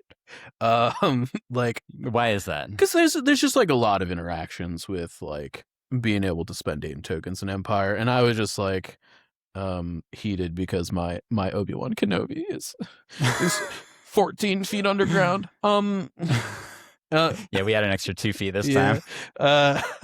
So it's the suppression, obviously. Yeah. But yeah, I think are they going to be good? I don't know, but I do think that there's definitely more play there than I think that. Because it's precise and marksman and lethal. They're just like every unit in Empire has a way to interact with it, kind of, Yeah. 10 points still feels like a lot to me for what you're getting personally. But at the end of the day, the interaction is there. At the end of the day, you are paying 10 points for an aim token. It is, I guess, 10 points every turn for an aim token, potentially. Because it taps for resets, right? But it requires a lot of setup. Yeah. So like I don't know. There might be something there. I definitely think that if you're going to utilize the probe droid upgrade, I think you need at least one regular probe droid in your list. It is the sort of thing that when you get more sources of observation tokens from other stuff, is that it will become better. Yes. Which is probably mostly probe droid units now. Yes, I think so. There's also like a weird thing where I think you can take the Imperial probe droid in like strike teams and stuff. Because it's technically a heavy weapon and you can take it in support specifically. Oh, yeah. And so you technically could have a 3 health sniper team. Well, I think you could put like a probe droid in a strike team for like, what is that, 30 points? Mm-hmm. And just leave it at the probe droid, have it have incognito and just like run around doing the observe thing, right? Am I off base on how that would work? Well, but you don't get incognito because the strike team itself has incognito. Right, yeah. You're picking up the free action observe from the heavy weapon card you're attaching, and you should be fulfilling the heavy weapon requirement for the thing by putting this card on it. Yeah. And then you can just like run around not shooting all game and just observing things at range 3.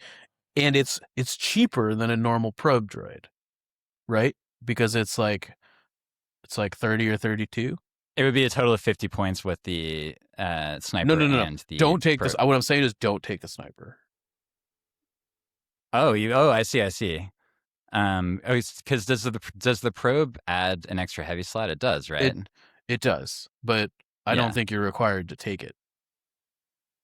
Okay, so can you? So yeah, would you be able to take a 30 point? Unless I'm missing something. Like, I think and actually it doesn't. Weird. It actually doesn't even add the heavy upgrade because it only adds the heavy upgrade in a core unit. So when you add it into a strike team, like you don't even get a second heavy slot. So this is actually just like this is live correction. I say the live correction here. So like when you put the probe droid in a strike team, which I think you can do. It's 32 points. It like rules as written. It can be done. Which is cheaper than a normal probe droid. So it's like the cheapest activation you can take. By I don't know. It's like a thing you can do. And it's incognito, so it's a probe droid that can't be shot while it's observing things. That's true.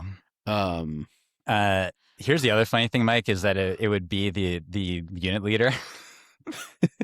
The probe droid would be. Well, that's okay because of heavy weapons. It's got non-combatant, so like I don't know. It's a little weird, so like it would die last anyways. Yeah, but it would create some like potentially really weird and slightly confusing game state situations to where if you have one probe droid model out there, is that it could be like an actual probe unit or. It could just, is that an incognito probe droid or team. Not a pre-incognito? Yeah, exactly. Can I shoot that? Yes, that's kind of wacky. That actually brings me before we move on. This is actually like a really good place. I think I highly recommend everyone find some way, and I'm sure the like third party like token people get on this. We need like incognito tokens or something to like I know that like the in the casting box I think there's like one, but like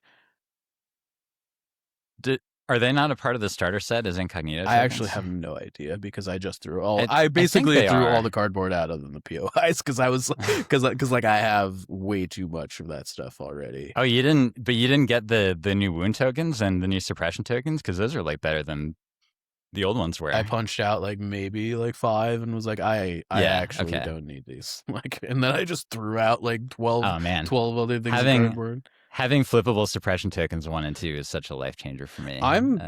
This is not logical and pretty unreasonable, but I'm super paranoid about those because I think that they're very easy to accidentally like flip to the wrong side.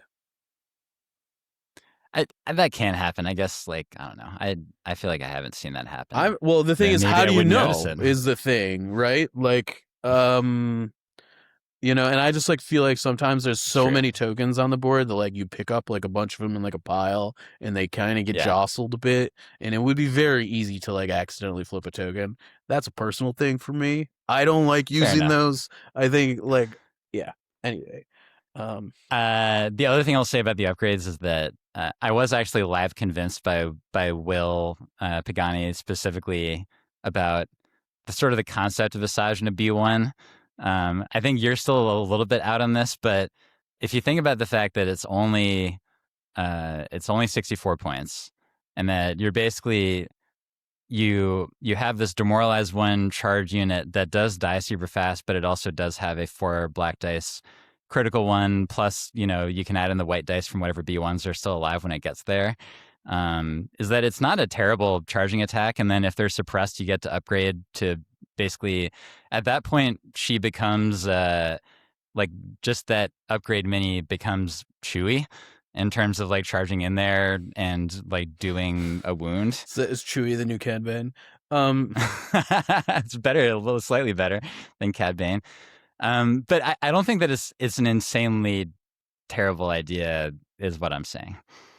To have that 64 point B1 with not Visage. Insanely terrible. It might not even be bad. Like I mean, it's like you said, when these upgrade cards are like 25-ish points or less. Yes, is that you're not going to get mega sad if that unit dies. I agree with that. I think very similarly to Kenobi Arfs. Yeah. I don't think Visage jives with what B1s ever want to do. Is how I feel about that upgrade. I do think it is significantly more tenable to take it in the unit because it is closer to like a free roll. Like CIS have like way more points, like than any list that's putting Kenobi in it. To play with. And so you can definitely spend 26. Yeah, 26 points to do that. You know, I don't know. There's just like so many repercussions from like moving a B1 unit out of like ranged position. Like you're gonna break up your B1 chain. You're gonna, you know, like there's a lot of like a lot of things that all of a sudden can kind of go sideways. And then it's also like, do you not have BXs in your list? And so, but if you do have BXs in your list, then why aren't you just like putting her in the BX? And like, it's a charging unit that is essentially 7 non-surging white save health. Yeah. Right. Separatist lists foundationally are built upon kind of the reality of like not losing activations early in the game. Like generally, if you're a separatist list and you like get eaten early, yeah, it goes badly. It goes badly pretty quickly, and I just feel like that unit is just like asking to like go down that rabbit hole. I will say that the Grievous B1 does feel still quite rough to me because he's more expensive. You're and he has 2 health, but it's also like an additional health behind non-surging white die. Yeah, And so it's like you that really feels didn't like still very, very you rough. really didn't add a health to this unit. Yeah, you know. exactly. So those upgrade cards, I think that's our second look. And just wanted to reiterate, Will, if you're listening, that OVRs were still out. Sorry. Yeah, I also think you know, I think Seventh Sister is probably I think the worst one is definitely Kenobi. Seventh Sister is probably the next worst. Because ISF is just a limiting choice in terms of putting her on there. I actually think I actually think it's decent, but like it's not horrible. Yeah. And I think we think Fifth Brother's pretty good. Yes, I think Fifth Brother's great. I think the majority of these are like pretty reasonable, and I think we said that for the most part. If it came across differently, sorry. All good. Next one is AI. I think this is one where, if anything, I do want to reiterate that I personally think that they did a pretty good job at making AI relevant again. Something that I did sort of want to recenter my take on a little bit is that there's one category where I actually think that the AI changes were a straight up buff. And we didn't actually talk about this last episode, but if you're talking about single model vehicles, so a vehicle where the resilience number is the thing that triggers your AI. So the 2 biggest examples of this are snails and spiders. Yep. So with a snail, maybe not quite as relevant because by the time your snail breaks, it's like getting close to dying anyway. But there were situations where late game they really did want to do a move and a shoot, but then they can't do that because they were broken, and so they're more limited. Or maybe you needed to recover shoot or whatever. Somebody got out of your front arc, so you're not doing your thing. So now, because snails are pretty much always going to have an order token on them, like if we're being real, is that they're not going to be triggering AI all that much.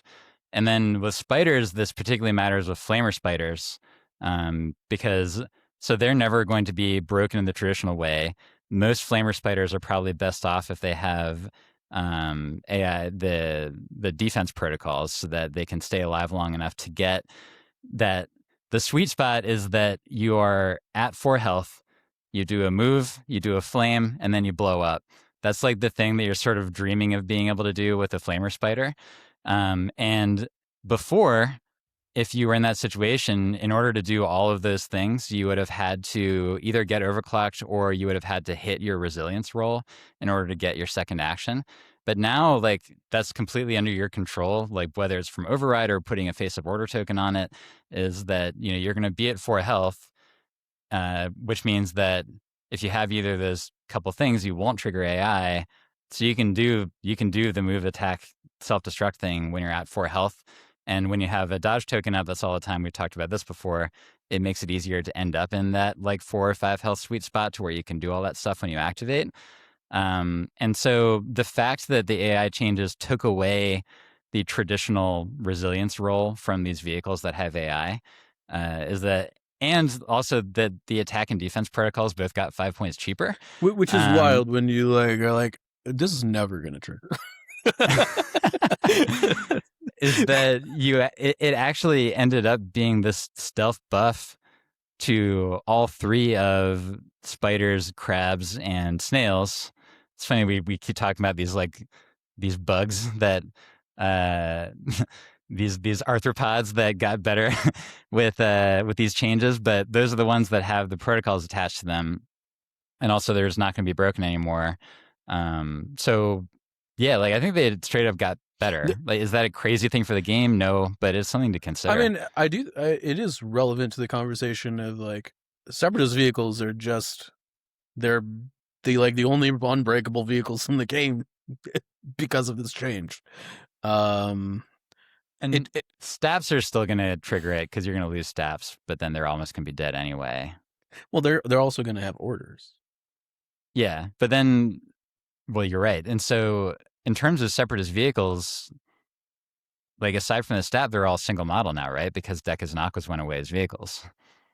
Yeah, I think so.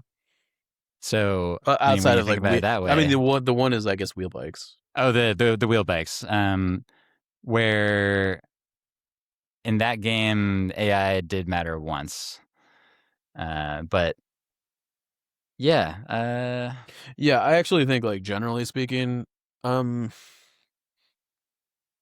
the uh, yeah, I think it's entirely possible that the AI change ends up being like a net buff long term. I I mm, I am willing to see that, like, on certain units, it is definitely worse than it was before, right? Decas are worse off. I feel pretty confident saying that. Aquas, I'm not sure of because of the heavy trooper stuff that benefits them. yeah, yeah, and so, like, there's definitely, like B2's really got shafted. Yeah, Like, B2s are in the place where like you either okay, you're gonna have override all the time probably, but or you just want to put the T series on there so you never have to worry about it. yeah, Is the other way to deal with but it. like most vehicle lists are most lists with vehicles like just treat AI like it's not there with how, you know, Yeah, if you've got which is override. because they can't take suppression tokens. Like what can you do, right? Yeah, But yeah. yeah, we'll see. But I think that's something I definitely didn't appreciate until I started playing these games and I'd be like, oh, my spiders can just do whatever they want now. I, So that's like pretty I'm cool. not really sure that that's like the intention of the AI change. I sort of suspect we could see additional changes to how that works in the future. It's possible. It's possible. Just yeah. And so the last thing I wanted to cover is the strike team thing. It was like I sort of pushed you back from talking about it last time, but so it's worth saying that in your game you killed Sabine off with 3 auto wounds from your strike team, so Yeah. that does feel relevant. Uh, but just in general, when it comes to strike teams, like, do you think that? I guess, like, do you think that your opinion about their net positivity or negativity for balance and fun in the game has shifted since last week? I think I am more convinced today than I was last week about how I feel about it. I Mm, think that snipers are, at a bare minimum in the short term, going to be extremely meta defining units yeah, I think that's that are fair. gonna be everywhere, that you're gonna have to have a plan for. Like, you can't bring a list that doesn't have a plan for them. And even then the plans for them are not don't interact in a way that prevents them from doing their thing before they get you. Um, and I think that some of the things that old snipers didn't have, that this unit does have, are much better than I expected. Mm, Um, just surge to crit generally is excellent. Like, obviously, I think we focused a lot last episode on the auto wound aspect of that discussion. Um, but surge to crit just like into armor, past dodge tokens, yeah. just very strong, suppressive at range 5, um, kind of free roll, very not hard to drop 6 suppression on a unit Mm-hmm. with 120 points worth of guys. And so, um, I think it's entirely possible they're even stronger than I am anticipating. Um, are they killable? Yes, but I want to put an asterisk and a but after it. In that, I think that in the short term, maybe the long term, we'll see. The game is going to be kind of like +2 activations average than it was Yeah. in contrast to like 3 weeks ago, I think in the before time, it was like 10 to 12 was going to be like your average list activation. I think we're probably looking at 12 to 14. I'm signed up for a tournament tomorrow where no one is bringing less than 12, even Republic, that is presently signed up and has a list registered, and there's over a third of the tournament is in. We'll see after that shakes out. Obviously, not everybody has registered their list yet. And that's like a fairly casual tournament. Right. Obviously, people want to try out the new hot stuff, which I get. But not all of those lists had strike teams. So, but what I'm trying to get to in that like facet is, okay, it's like turn 2. You've got a bunch of like things that want to shoot. Do you want to take your big attack pools and shoot snipers, or do you want to kill things that are actually gonna like do like large chunks of damage to you as opposed to kill you slowly, right? Yeah.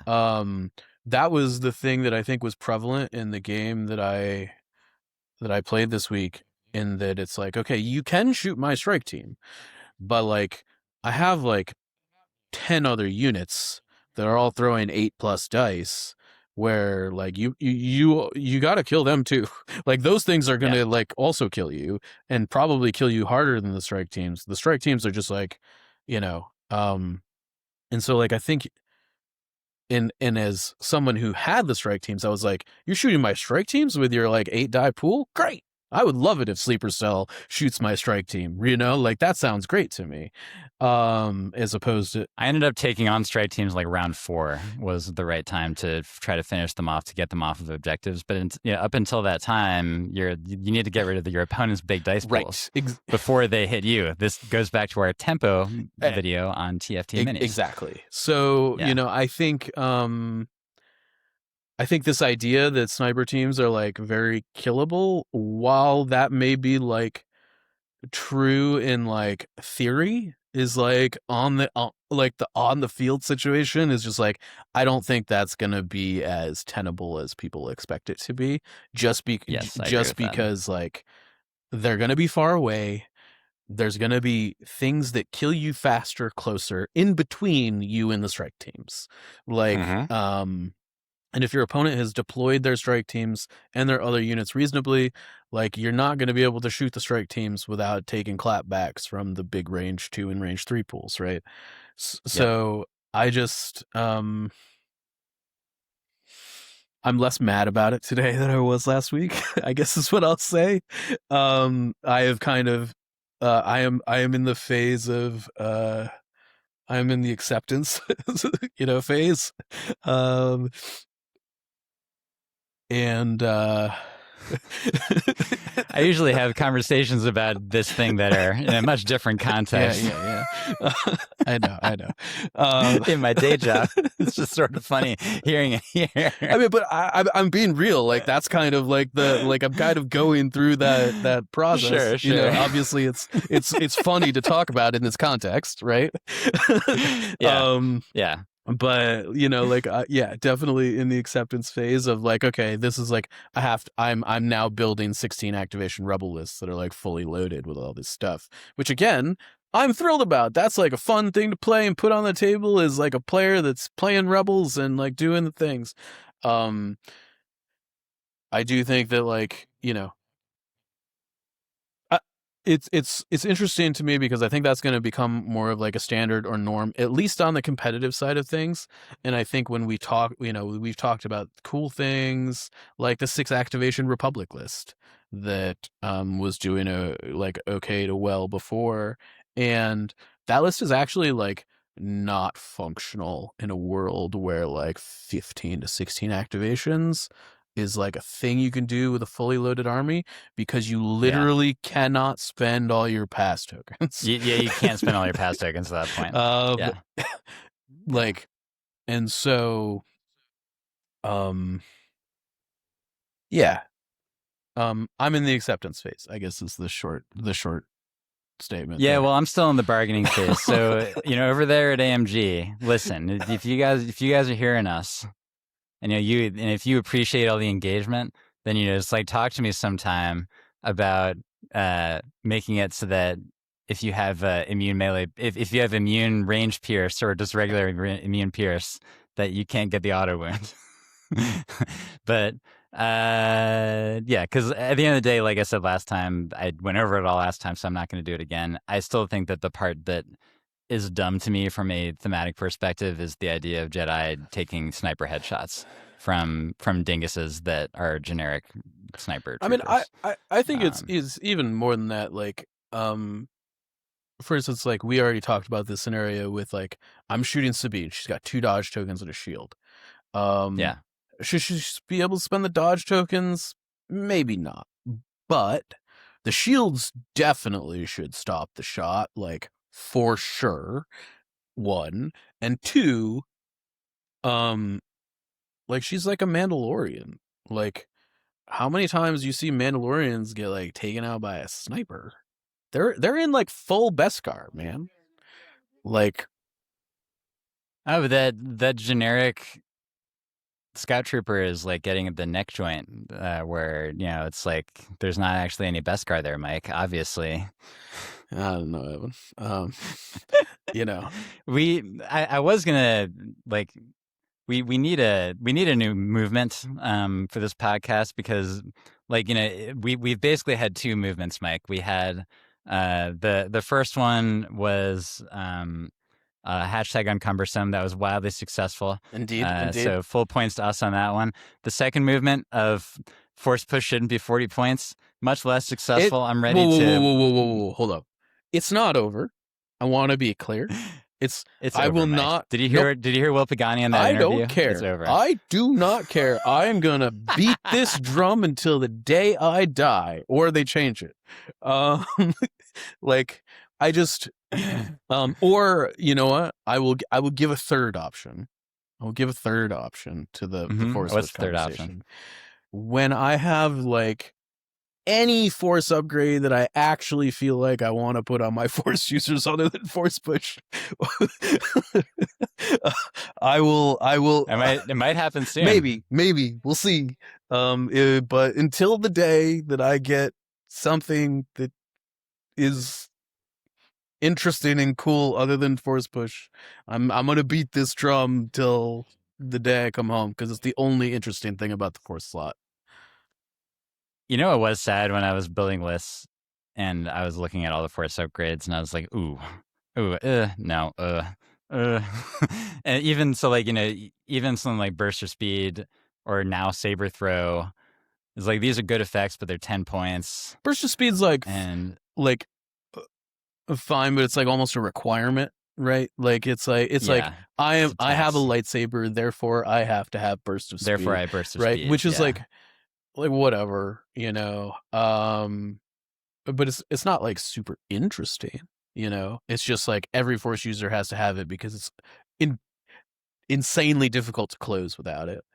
I think the only one that's like sort of there is Jedi Mind Trick, but it's long lost cousin slice comms with like a word.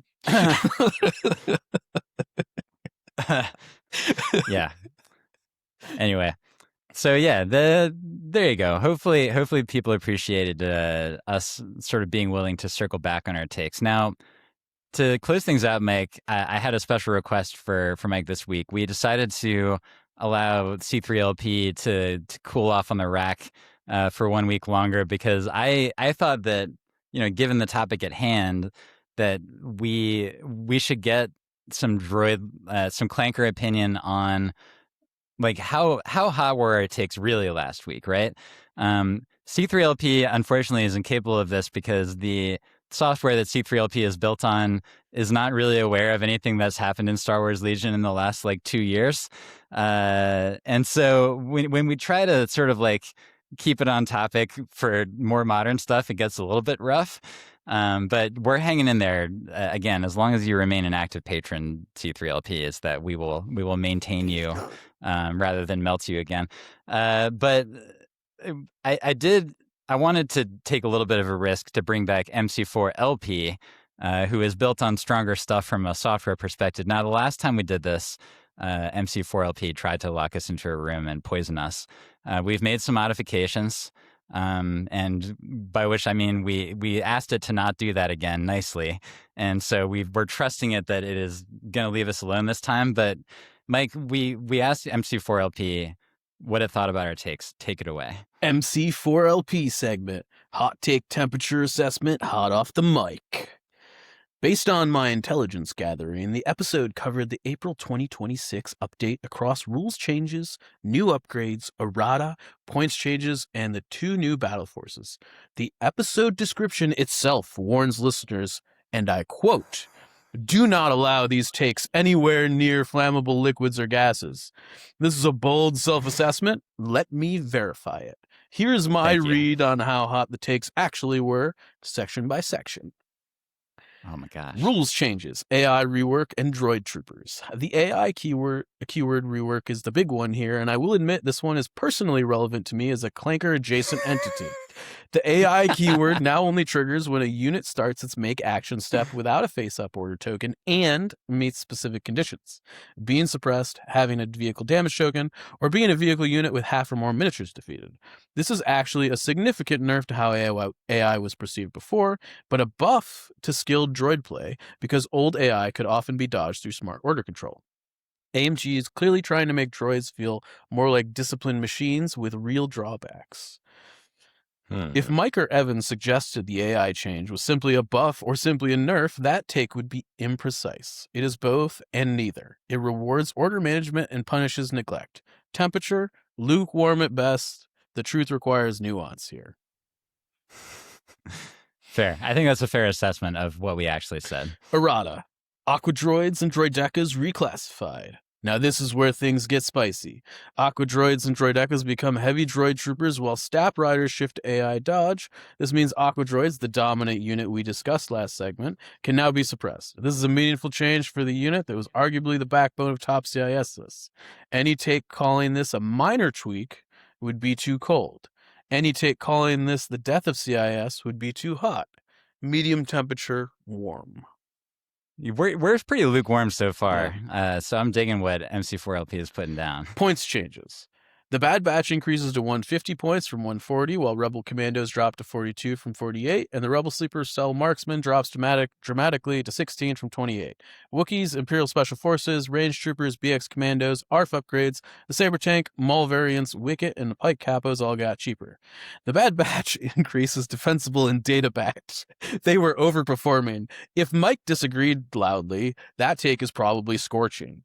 The broad underperformer price drops are reasonable housekeeping. The Sleeper Cell Marksman drops 16 points is aggressively generous.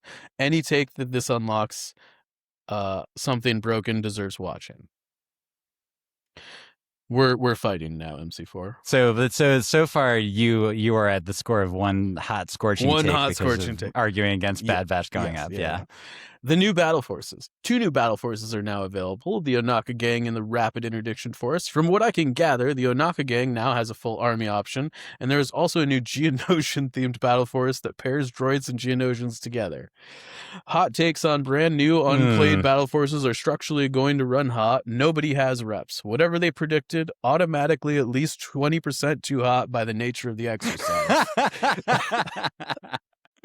Wow, it's so reasonable, MC4LP, right? that literally saying anything about stuff we haven't played yet is too hot. How dare you suggest such a thing? Final verdict.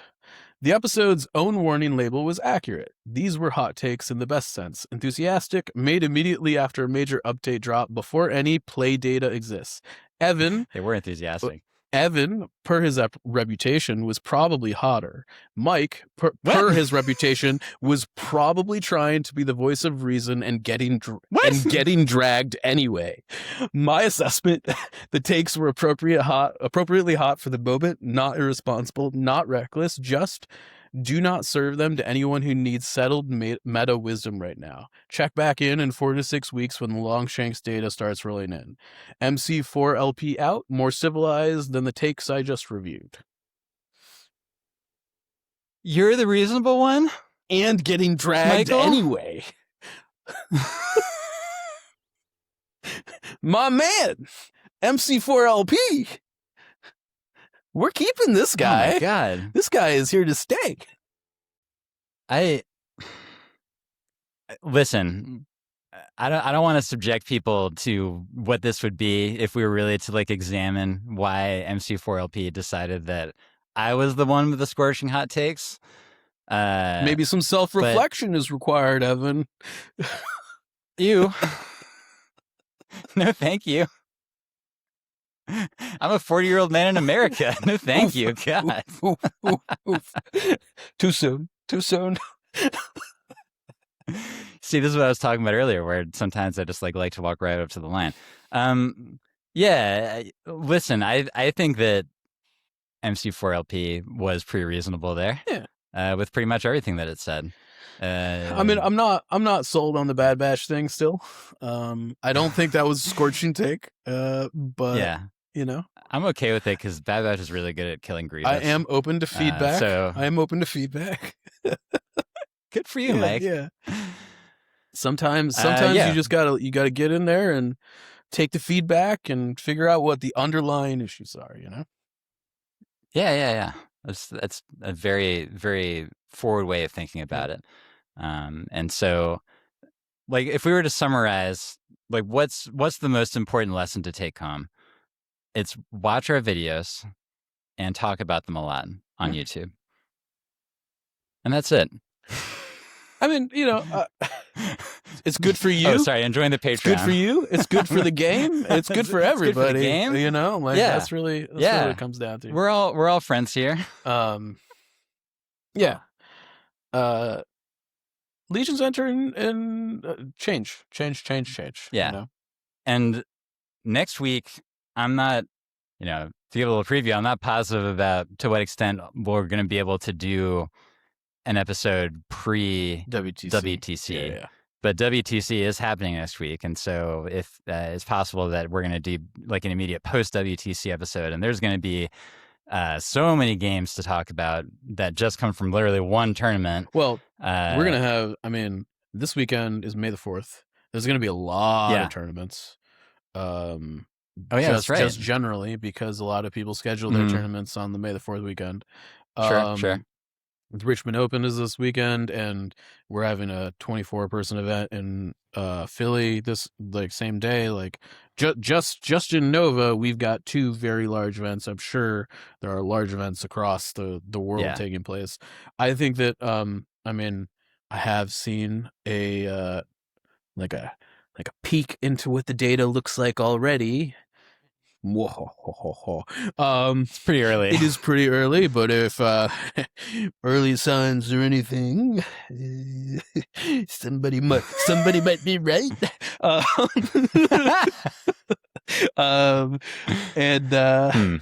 But you know, we'll see if the rest of the tournaments back up, continue the trends. Worth mentioning that Ragnar, who does the stat stuff for us, is that he's delaying it by an extra week so that we can get that first week of big tournaments in, and then we'll be talking about that in whatever our next episode is, and then after that is honestly probably going to be it may or may not be when we have Mando news. Just because the print and play stuff or the scene to stat stuff at the very least will typically comes out a month ahead of time, and so we're probably gonna have some stuff to talk about. Maybe it won't be the complete picture. I have no idea, but it's like gonna be sooner. Basically, what I'm trying to say is that it's gonna be sooner than I want it to be from a content creation perspective. I mean, at this point, even if it's a slow drip, it's gonna be pretty fast. Right? Yeah, exactly. Exactly. There's really only gonna be like a month until the release between when we're recording this and when it drops, and that's like there's a lot of units that we gotta get previewed on here. So it's gonna be a lot of podcast hours for those of you that like to paint to it while you halfway listen. And look, we're pretty much already. Evan said that we weren't gonna get anywhere close to the 2.5 hour mark, but here we are. Yeah, it's going to be close because we had a lot of preamble before we started actually I recording. think we started around 33, and it's roughly. And 3 then at the moment. I'm going to cut the segment where we talked about Mike being the reasonable one, so that'll cut out a couple more minutes. No. Nope. I have the power here. The clankers are now on my side, Evan. We'll see. Okay, but let's actually end the podcast before we end up more than 2.5 hours. Sure. Yeah. This has been the Notorious Scoundrels, season 4, episode 58. I'm Mike, and getting dragged anyway. I'm Evan, and I'm actually the reasonable one. Stay fresh, cheese bags.